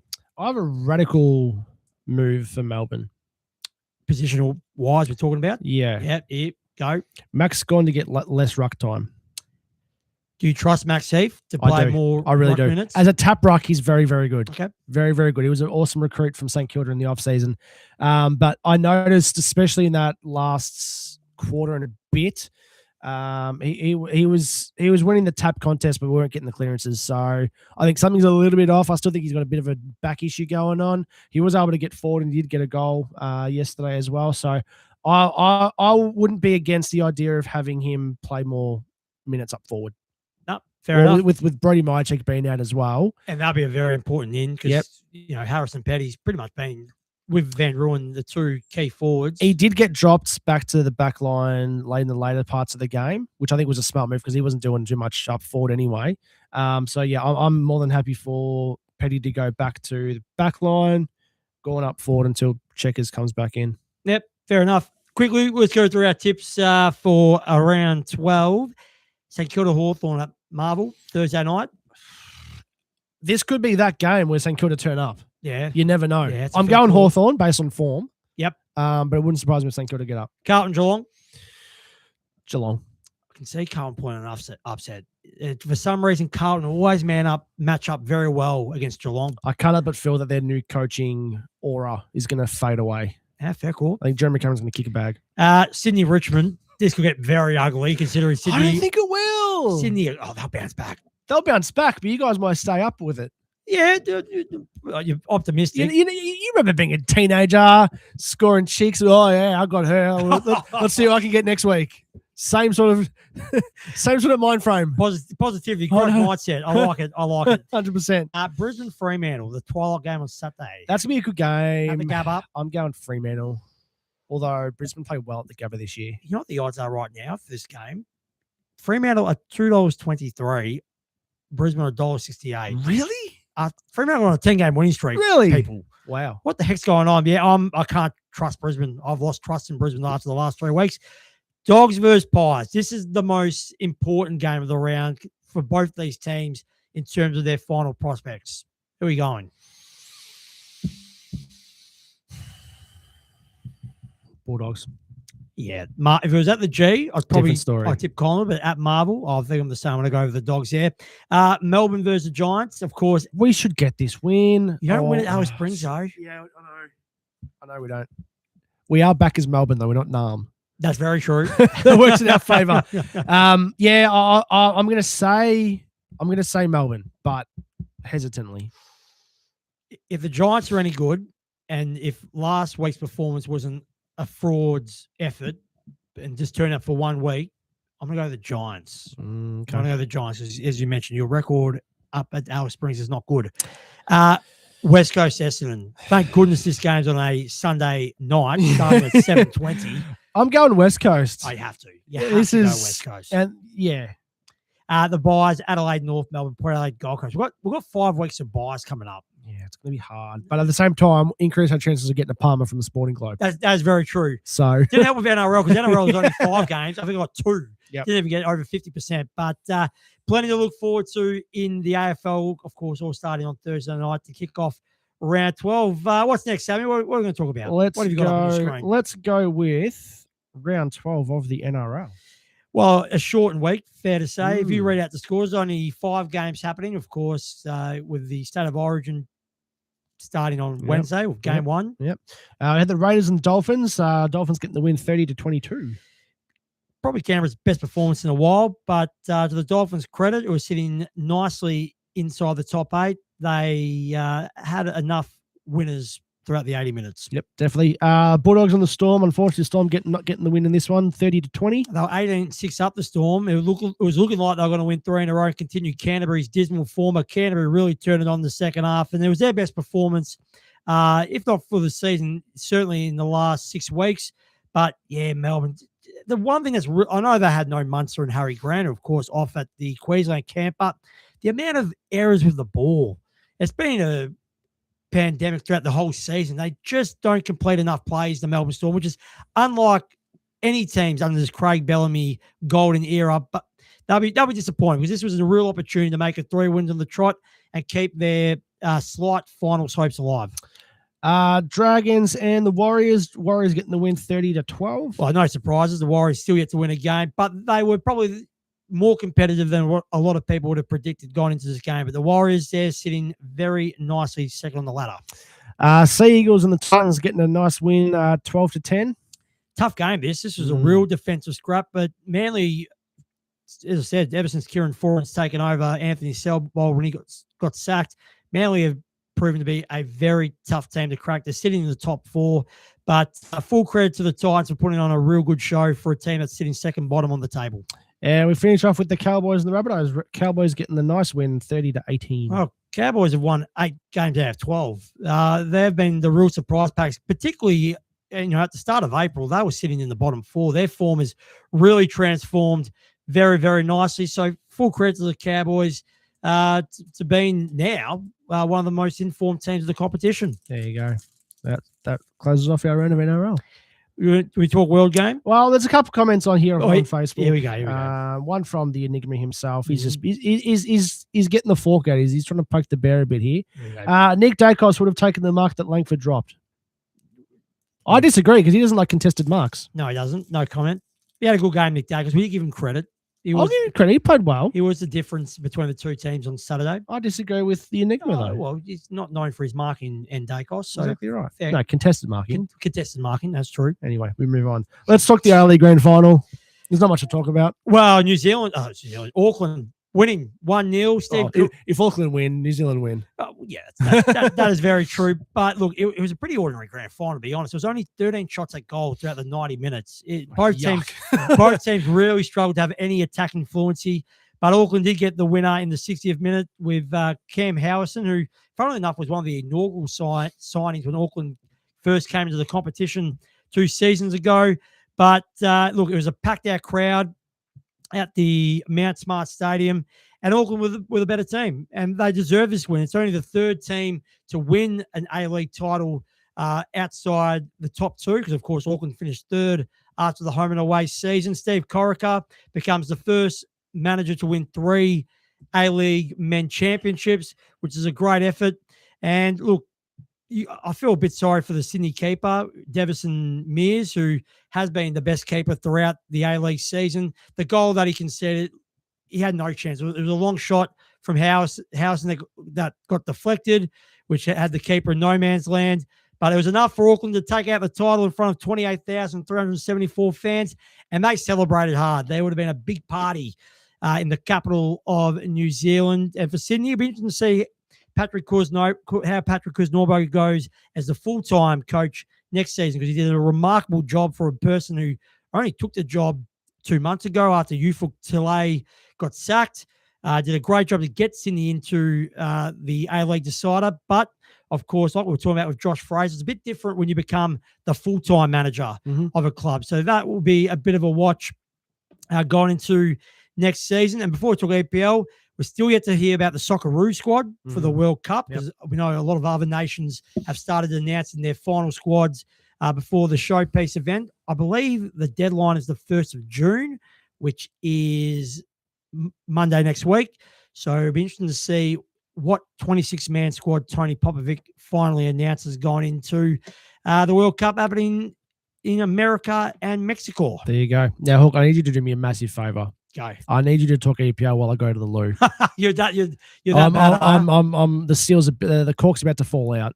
You do what you got to do, because of course we had the final day of the EPL season this morning. I stayed up because I always stay up for the last day of the season, because of course all 10 games are played at the same time. We knew that the title race was done after Man City only got a 1-1 draw midweek against Bournemouth, which meant Arsenal had a 5-point gap at the top of the table going into last night's matches, or this morning's matches. But there was still plenty to play for at the bottom end of the table, with Tottenham only 2 points clear of West Ham. But as it turned out, Tottenham have survived after a 1-0 win over Everton. João Palhinha scoring the only goal of the game. To West Ham's credit, despite a pretty ordinary first-half performance, they were able to score 3 goals in the second half to beat Leeds 3-0. But due to the result at Tottenham Stadium, it means West Ham are relegated. So it's the first time they've been out of the Premier League in 14 years, which I know there's a lot of Hammers fans in Australia, which will be very, very disappointed about that. We already knew Burnley and Wolverhampton were already relegated into the championship, and funnily enough, they played each other last night, which was a pretty ordinary 1-1 draw. But some of the other big stories from last night: Sunderland have qualified for the Europa League with a 2-1 win over Chelsea. So from a team that, of course, only got promoted at the end of last season, for them to get straight into the Europa League, finishing 7th, is a remarkable achievement. You had Bournemouth qualify for the Europa League as well, finishing 6th and ending the season on an 18-game unbeaten streak, which I've mentioned a few weeks ago. No team in any of the big 5 leagues in Europe have done something like that. Now, they've drawn 10 of those 18 games, but still a remarkable effort, getting a 1-1 draw of Nottingham Forest to finish off the season. Brentford were probably the sad story, outside of course, West Ham being relegated. Brentford drew 1-1 with Liverpool at Anfield. Of course, it was an emotional day for all Liverpool fans. I was one of them, with the end of Mo Salah's glittering career at Liverpool. Great to see him provide the assist for the opening goal to Curtis Jones. But Brentford dominated the second half. They got a deserved equaliser. And then they had plenty of opportunities to score a winning goal, which would have put them into the Europa Confederations League, which would have been the first time Brentford have ever qualified for any European competition. But unfortunately, it wasn't to be with that 1-1 draw. So Liverpool end up finishing 5th. And whilst that means they qualify for the Champions League, considering they were the champions of the Premier League last season. It's been a real disappointing season, and they're going to have to find replacements to the likes of Mo Salah and Andy Robertson. The other results of note, Man United just capped off a great second half of the season with a 3-0 win Yeah, we did. over Brighton. Bruno Fernandes breaking the record for most assists in the season. We called that last week, didn't we? We did with his 21st, and he also scored a goal as well. And it's been a big week for Bruno Fernandes because he won the MVP equivalent of the EPL, despite, of course, Man United not winning the title. Normally, the MVP goes to a player in the championship winning team, but he beat the likes of David Raya, Gabriel, and Declan Rice. All have been part of Arsenal's Premiership League winning campaign. Talking about Arsenal, they rested pretty much all their gun players. Of course, they've got the big Champions League final coming up against PSG, but they were still able to get a end-of-season win to really enjoy the trophy lifting celebrations at the end of the 2-1 win over Crystal Palace. And Man City, unfortunately, Pete's boys, who, of course, as I mentioned, the title race was done after their disappointing 1-1 draw against Bournemouth midweek. They couldn't send off Pep Guardiola in style, as well as Bernardo Silva and John Stones, who have both announced they will be leaving Man City after being part of this absolute golden era under the management of the master Pep. But Man City losing 2-1 at home to Aston Villa. Ollie Watkins scoring a double in the second half. And Aston Villa, what a season they've had. Not only have they finished in the top 4 and qualified for the Champions League, but during the week, they won the Europa League after a 3-0 win over SC Freiburg. So it's been an unbelievable season for Unai Emery and Aston Villa. And, you know, who's to say that they won't be able to back up a similar performance from this season into next season? So, look, EPL done and dusted. But if you're a world game lover like I am, and millions around the world, that World Cup is only 3 weeks away, which is going to be an absolute football fest. You better believe we're going to be all over it as well. 100%. You better believe it. And 48 nations, not 32, 48. We're going to have to keep our eye on. And some of those countries, I don't even know geographically where they are. And you're pretty good with that like stuff. Curacao and Cape Verde. I have no idea where they're located. Isn't Curacao? She married Katie Couric. She married. She's famous, isn't she?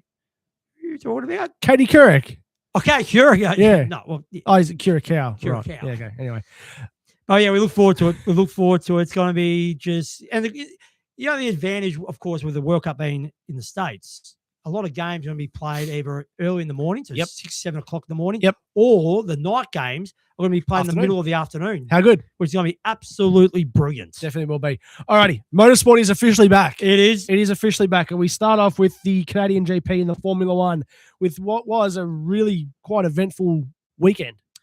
It was, as we mentioned with Pete at the top of the program, a shocking week for Mercedes. It started all right because, they qualified very well. Yep. They were very competitive in the sprint race, finishing 3rd and 4th. And, of course, they started this morning's race on the second row of the grid. But with a poor choice of tyres, which we mentioned, they decided to go on the intermediates, expecting more rain in Canada than what actually eventuated. It stuffed them up. So dumb. It's such a dumb thing to do. It just makes no sense. Like... it's just McLaren doing McLaren things. We just want to be different. They're I don't know. I've got no answer for them. No, and look, as I said, the only entertaining part of this race with McLaren not in contention was the battle between Russell and Antonelli, and we saw it in the sprint race with the controversial incident in lap 7, which could have easily seen both drivers being forced out of the race, but luckily both survived and ended up being 1-2 Mercedes in the sprint race. And it was going to be 1-2 again in this race this morning until George Russell, unfortunately, with half the race done, his car just blonked out. The power went, and that was the end of his quest for another race win. But Kimi Antonelli, that's 4 in a row. And that lead at the top of the championship is already developing into a very healthy lead after just, 5 rounds. And you know what? Looking at the finishing times, there was the top 4, then everyone else. Oh, as I mentioned, they overlapped. So, yeah, it was unbelievable. 5th all the way back to 17th because we had a few cars drop out. They were a lap behind, which is unbelievable. Tell you what, because the weather was so ordinary throughout the weekend, it wasn't one of those most aesthetically pleasing races. Just on the eye of the circuit, I don't know, just didn't really capture the attention compared to a Monaco, which of course is the next race in 2 weeks' time, and Monte Carlo and some of those more glamorous tracks in Europe. Yeah, just I don't know, just had a weird, unattractive feeling throughout the whole weekend. And it's summed up with what happened to Oscar, of course. Shout out to car number 77, which of course is Valtteri Bottas at the Cadillac racing team. Their best finish yet, 16th.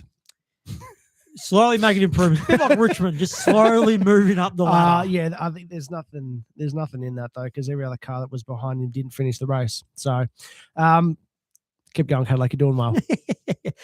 We talked supercars because it was a dramatic weekend at Simmons Plain. I love the Tasmanian races. They're eventful. You got to feel for Brodie Kostecki. It's just completely turned into you know what. After having such a dominant start to the season, it's just been downhill so dramatically. Well, on Saturday, he was looking in a very nice position, about 5th, 6th, and still in contention to win the race.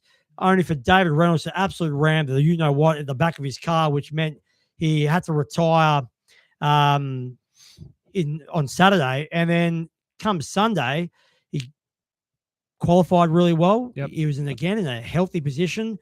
But for some reason, his first pit stop was an absolute botch-up job where they didn't put enough fuel in the car, which meant he had to do an extra pit stop. And then he had some problems with his brakes, and he ended up finishing outside the points. So from the last race of the Christchurch round to what's just been completed, there's been a 234-point turnaround, where now we've got Brock Feeney, who ended up winning race 16 or the last race in Tasmania on Sunday. He's now got quite a decent lead at the top of the tree with Matt Payne second. 90-odd points it is. So Brodie Kostecki dropped down to 3rd. It's amazing change of fortunes within such a short period of time. Keep an eye on Di Pasquale and Kai Allen. I reckon they're going to make a late run in the leaderboard. I'm not confident in Brock Feeney's consistency so far for him to stay at the top. Yeah, it's fair call. And again, it was a great weekend. We had 3 different winners. Yeah, we had Chaz Mostert taking at race 14, race 15, which was actually Tasmania's 100th race. Fun fact. Andre Heimgartner getting a nice podium win in the GR Supra, and then race 16, as you mentioned, Brock Feeney. So it's a good board of drivers. It's not just dominant like it was last year, where it was Feeney. So it's good. It's going to be an interesting season, I feel. And you know, this is the bad thing about the supercars, because their breaks in between races are big. We have to now wait till the middle of June for, of course, Hidden Valley up the top of Darwin, which is always a spectacular weekend. But as you mentioned, Kostecki, I really feel for him. I really want to see a change of luck. Not that, he's my number one driver, but even if you are an enemy of Brodie, you could not wish the bad luck that he's copped in the last 4 races of this season's championship. Yep, definitely. A bit of feedback about the F1. The Enigma is still chirping in. Don't start me on Monaco. Worst track. Well, worst track in terms of the racing, or the worst track in terms of the aesthetics? The aesthetics is the best, and I think that makes up for the crap track. It's probably Pete struggling on the on his on his bike. Yeah, he's not a happy man. No, he's not. He's definitely not at the moment, but that's okay, Pete. That's right. It's okay. Things will get better. I want to talk hockey, Sammy. Let's talk AIHL. As much as I don't want to. The Melbourne Ice. Yeah, it's getting drastic. It's getting dire now. The we're lacking players. We're lacking any sort of defensive cohesion. We're lacking I don't want to say a good goaltender, because Tom Forrest does have his moments. He's a very young goaltender, like we've talked about in the past, but we're lacking that experience in net. We'll put it that way. But defensively, we're shot to the point where we had to play Damie Burke, one of our gun wingers, as a defender, which at times it did look a bit sketchy because he's not obviously a defender. But hats off to Michael McMahon, who's our assistant captain. He's keeping it as best as he can. He's keeping the goals out of the net as best as he can as a defender, but he needs some experience and he needs some more help down there because it's getting dire and it's getting later and later into the season. We're getting a lack of players. We haven't announced any more imports yet. We touched last week on Tatsu Ishida, our championship winning goalie from last year. He's yet to make an official announcements into the AIHL with the Melbourne Ice. So it's only going to go up, and it should only go up from here. You'd hope so, but I find it weird that we're 5 rounds into the season, yet there's so many holes in the Melbourne Ice roster. You would have thought a premiership team wanting to defend their title would have had something a little bit more sorted out than what they've currently got.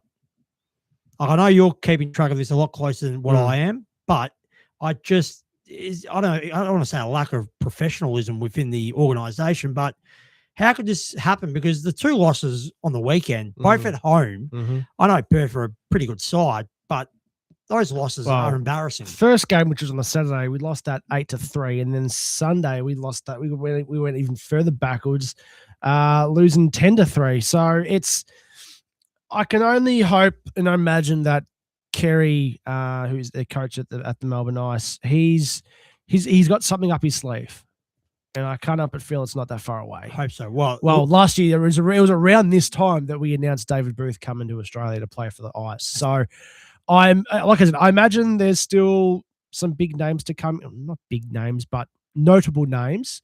Players who can make a difference. 100%, because we've only announced 2 of the 6 imports that we are allowed to have. So we've still got 4 to come. Well, one of them we know is Tatsu. It's just a matter of time before he is able to play. Back on the ice, yep. There's the Bronte brothers from over who are Australian, but they are playing in the US at the moment. I think I mentioned this last week. You did, yep. We don't know what their movements are. Hopefully they're going to come back. That's a lot of offensive weaponry there.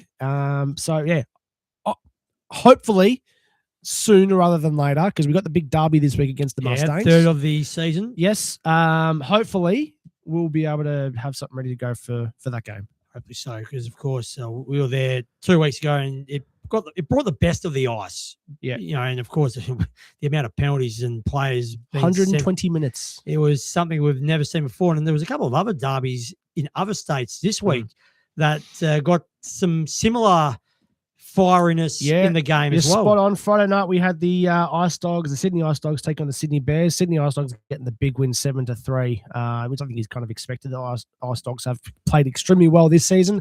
But yeah, just as fiery as the Melbourne Derby, as you mentioned. We also had Adelaide and the Central Coast Rhinos over in Adelaide. Adelaide getting the loss in that one 3-7. Central Coast Rhinos, they're playing very, very good hockey at the moment. Adelaide, they are still yet to get a win, so they are struggling. And they're only going to get worse, I feel, as well, because they actually I had a mid-season player leave in Josh Adkins, who's playing for the Ice, which is a good offensive inclusion weapon for us. Yep. So he did play his first game for the Ice on Saturday. Newcastle North Stars and Brisbane Lightning. Newcastle getting the win 10-7. We've already touched on the first Perth-Melbourne game, 8-2. The Canberra Brave and the Ice Dogs. The Ice Dogs getting the win in that 3-2. We also had on the Sunday the Perth Thunder and the Melbourne Ice. We've already touched on as well with 10-3. Canberra Brave and the Central Coast Rhinos. Canberra Brave 5-3. Newcastle North Stars and the Brisbane Lightning. Newcastle North Stars 10-0. Oh, yeah, big win for those guys. And Adelaide Adrenaline against the Sydney Bears. Adelaide Adrenaline 3-7. So couple of expected victories there, couple of shockers. But yeah, it's going to be. I hope it's going to be a more entertaining season for the sake of the exercise. Let's hope. What's the ladder looking so far? Not much movement this round. North Stars are leading with their 10 games played, 8 wins, 1 loss, 1 overtime win, sitting on Pearly on 26 points. The next closest is the Central Coast Rhinos, who are sitting on 20 points with their 6 wins. And the Ice, they're all the way down towards the bottom. They're third last, 2 wins, 6 losses. Not healthy. Not healthy. The Mustangs not too far away, though. They do have a game in hand over us and the Canberra Brave. They're sitting on 4-4-1 at 14 points. So there's about 10 weeks left. 10 rounds left, I should say. So we need to get their ass into gear. No doubt about it. Let's move on to the NHL because we're getting very close to deciding who's going to be fighting it out for the Stanley Cup. And it's fair to say the Golden Knights have really done Colorado big time here. They're currently leading the series 3-0. They won this afternoon. They're 3-0 down after period one, and they were able to turn it around quite dramatically away from home in Vegas, 5-3. When I say no one expected this, I mean no one expected that to be the case. Colorado had such a dominant season. No one would have thought that they'd be at this point or this close to getting to the Stanley Cup final up against the Vegas Golden Knights, who had a good season, but nothing compared to what the Avalanche had. So hats off to the Golden Knights and their coaching staff and the team. It's unbelievable to see what they're doing. Now, we were talking before the play, and you still reckon the Avalanche, only 2% of teams have ever come back from 3-0 down this deep into a season. You still got this feeling that the Avalanche could do it. I would say it's a feeling, but they're the only team that's capable to do it. With Cale Makar and Nathan McKinnon, they've got the personnel and the skill there to just absolutely tear them to shreds. But they're going to have to go to 7. That's the thing. Yeah. So if they do it, it'll be one of the remarkable turnarounds we've seen in a long time. So the other series is a toss of a coin job. It's currently sitting at 1-1. Yesterday went to overtime. The Hurricanes able to get the win 3-2, but it's very hard to pick a winner in this series so far of game 3 tomorrow morning. Yeah, it's Montreal putting up a more of a fight than I thought they would. Not going to lie. I still expect Carolina to come through though. I'd like to see Carolina go to the Stanley Cup final. They deserve it. It's been a while. Fair enough. Well, for overview's sake, we get it. Very quickly, NBA playoffs. The Knicks look like they're going to clean sweep the Cavaliers. It's currently 3 games to zip. The Knicks comfortably won 121-108 yesterday, and they're on a 10-game winning streak in this playoff period. Ever since they were 2-0 in their opening series against the Atlanta Hawks, they've won their last 10, and not only have they won, they've comfortably won in a lot of those matches, and it looks like they're going to clean sweep the Cavs. The other series, though, between San Antonio and the Thunder, it's currently a 2-2. Of course, today, the Spurs were able to get the job done, and they won every quarter in the 21-point win over Oklahoma, 103-82. The big Frenchman, Wembanyama, who, of course, was also announced the Defensive Player of the Year during the week. Big numbers, 33 points and 8 rebounds. And that was after his game 1 performance, which the Spurs won when he scored 41 points and 24 rebounds. He's been unbelievable this season. And this is a bit of a surprise. I think a lot of people just thought the Thunder were going to get through pretty comfortably, considering they've been one of the best teams, not just in the West, but in the whole of the NBA. So this could easily go down to game 7 with game 5. If I just get my fixture up, when is game 5? Game 5 is Wednesday morning at Oklahoma. So that's going to be a really important game because, of course, you'd rather be 3-2 up than 2-3 down. There's no doubt about it. Of course, we had the second of the golf majors happen last week. Well, the second major of the tennis calendar started last night at the French Open at Roland Garros. James Duckworth getting through to the second round. It did so in, lucky circumstances. His opponent from Canada had to pull out after Duckworth was 2 sets to love up. I'm just trying to get that score up on my screen. James Duckworth play. He played Diallo from Canada, and Duckworth was 2 sets to love up until his opponent retired. So good to see an Australian male getting through to the second round of the French Open. There weren't really that many upsets. You had the number 2 and number 3 seeds in the men's both getting through, and Alexander Zverev and Novak Djokovic. Of course, no Carlos Alcaraz, who is recovering from a serious wrist injury. The only major upset in going through the men and women's singles last night, the number 7 seed, Taylor Fritz, who, it's fair to say clay's not his favorite surface. He got knocked out to the 148th player in the world, a countryman from the United States in Nasir Bazaviretti. So Well done. He is American, but he does have a Indian background. But the first 3 sets all went to tie breaks. Fritz saved match points in the 3rd set. But Baz Varedi, to his credit, was able to overcome that disappointment of not sealing the match in straight sets. He won the 4th set 6-1. So that's a major upset. But I tell you, it's not that much of a surprise. As I mentioned, Fritz, clay is by far his least favourite surface. And he's also only played 1 match in the last 2 months due to a knee tendonitis problem. So, yeah, I tell you what, if you had that knowledge, I would love to know what the odds were for the 148th ranked American. The only other Australians that were in action last night, unfortunately, Aussiana, Tomjanovic, she lost in 3 sets. She won the first set 6-3 against the American Katie McNally, but McNally was able to win the next 2 sets 7-6, 6-3. But there's a lot of Aussies in action tonight. So, Pete, I know you've got my Stan Sport account. If you can't sleep, you got no excuses not to watch all the tennis because, of course, Alex de Minaur's in action. We had a bit of a return to form prior to this French Open with a semi-final appearance at the Hamburg Open. So he's got a little bit more confidence. You got Thanasi Kokkinakis in action on court 6, but he's going to be playing one of the local French talents in young Atamane. Also in action from an Australian perspective, as I'm just going down the list, you got Alexander Vukic taking on Collignon from Belgium. Tess Gibson, who had that great run at the Australian Open earlier this year, she takes on the veteran from Kazakhstan in Yulia Putintseva. Madison Joint is up against Potapova for the 28th seed from Austria. Ricky Hijikata, he's got a tough encounter first up on court 13. He's got the 24th seed Tommy Paul, who, of course, was the one who knocked out Alex de Minaur at the Hamburg Open. In terms of the more higher-ranked players playing tonight, you've got Rybakina, the number 2 seed, of course, the Australian Open champion. She's on action at centre court. Gael Monfils in his last French Open in front of his adoring fans. He takes on Gaston, so an all-French affair in that one. And we've actually got action as we speak. Emerson Jones, a young Australian girl, who's got a lot of high raps on her.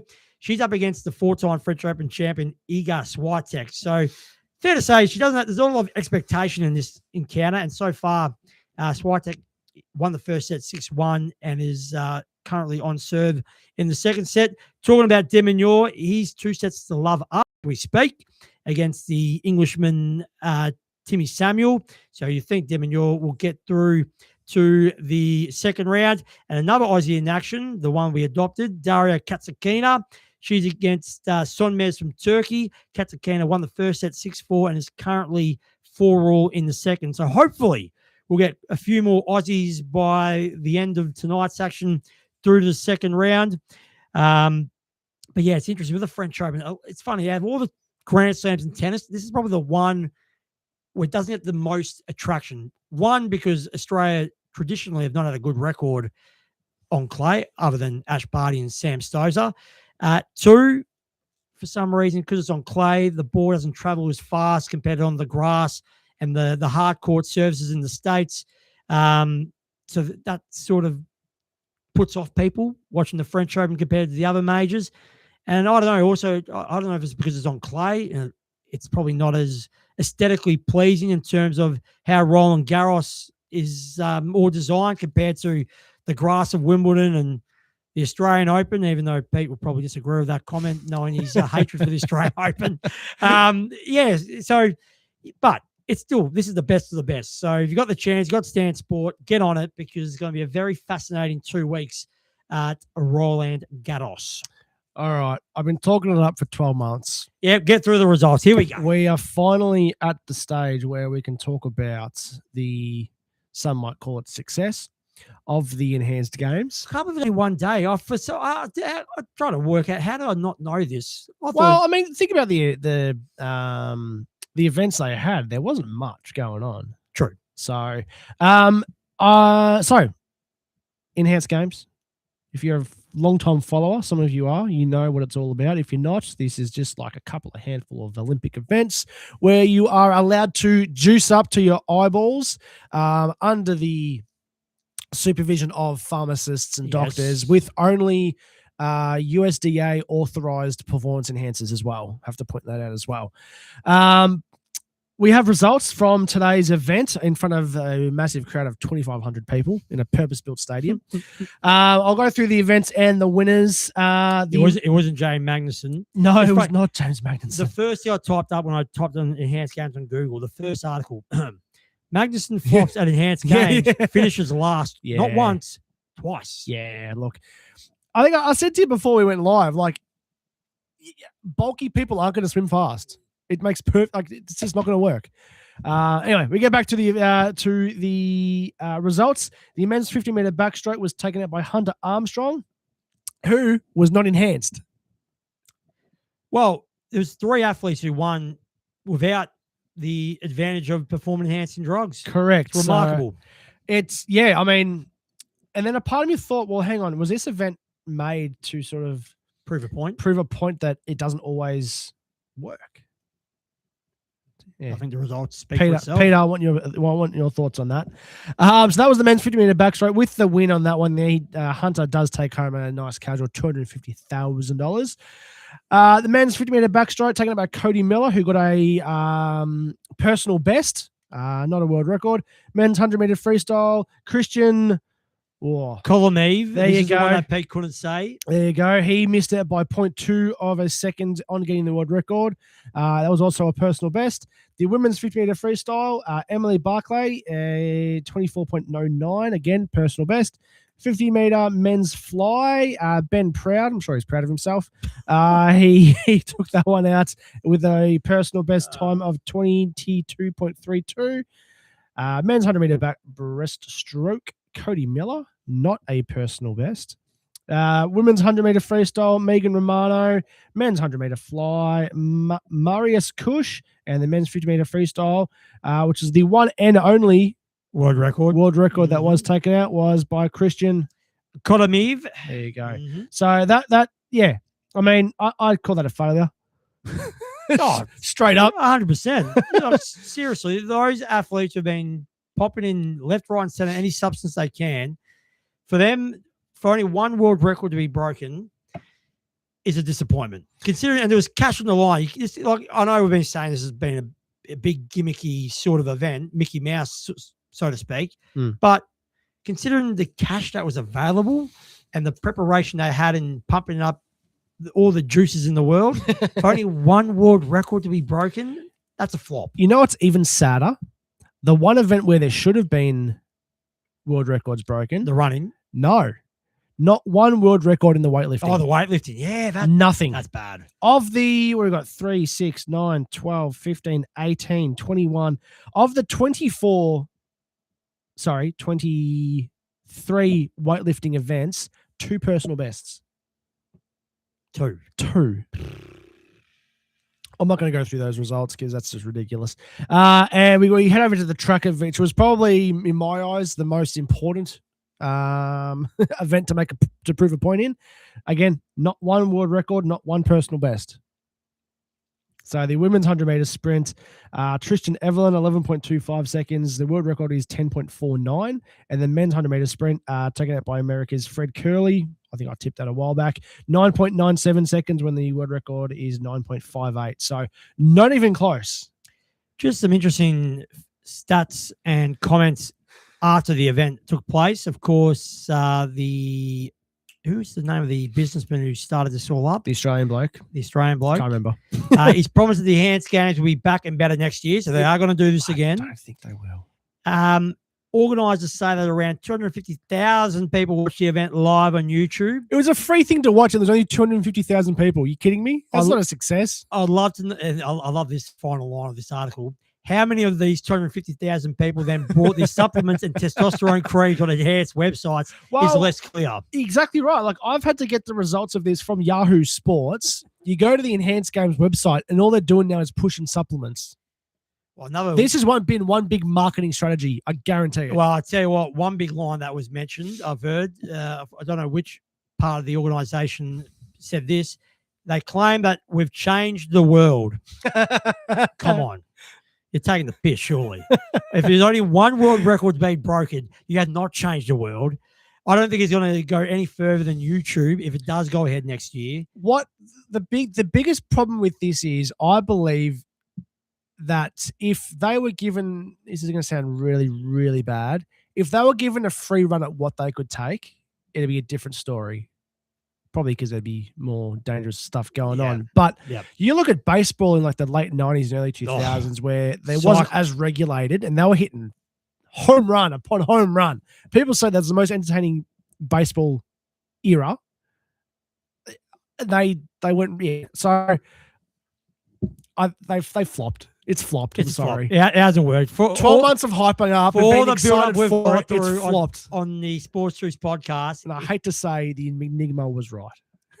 But he was getting excited as well. Don't let his comments today suggest that he wasn't a fan of it. It just hasn't turned out what we all thought it would. Who knows? Maybe next year will be bigger and better. Oh, you can only improve. More events. Yep. Let's bring like long jump. Something basic. Yep. Maybe like like discus or hammer throw. Can you imagine? Well, even cycling around that little athletics track, considering, of course, the Tour de France was absolutely corrupted with every second rider on the drugs. E.g. Lance Armstrong, one of them. Bring him out of retirement. Why not? Well, let's see the return of EPO being the big success story of aerobic sports. We're talking Olympic events, yeah? Let's bring in like enhanced judo. Or enhanced Greco-Roman. Oh, could you imagine? Juiced up Greco-Roman wrestlers. That's just WWE, really. Going at it. Why not? Hey, it's gimmicky as it is already. Let's just... Enhanced pommel horse.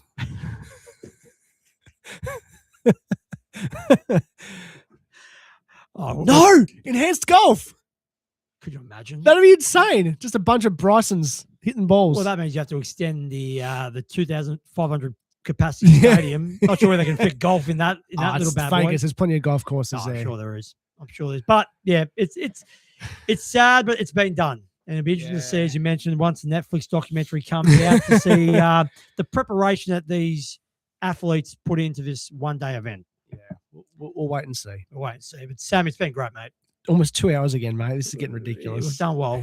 Well, having Peter on the phone when he's here next to us, he'll shorten up. But it's been good, mate. It has been. It definitely. Yeah. I need to go home and have some dinner. You make sure you recover because you did have a big weekend. I did, yes, and a big shout out to my better looking half, don't forget more this. intelligent half of the producer, Claudia. Happy birthday! Hope you have a great day tomorrow. For tomorrow, we'll be going out for dinner to celebrate. You're 30+1, as you keep saying. 31, which Well, no, 30+1. She'll yell at you. 30+1. 30+1. What are you going to be in July? Are we saying the same for you? No, I'm 31. You're a legit 31. I love it. I can't wait to see your dad. It's been a while since I've seen you. Yes. As of right now, the Sam Senior will be making an appearance. Can't wait. It's going to be fun. Thanks, Sammy. Thank Done. you, boys. There's 2/3 of us here. Your weekly pint of sports juice, presented by the Keys Leisure Centre, Preston. Eat, drink and bowl at the Keys sprawling beer gardens, lanes, arcade bar and bistro. Let's go, lads.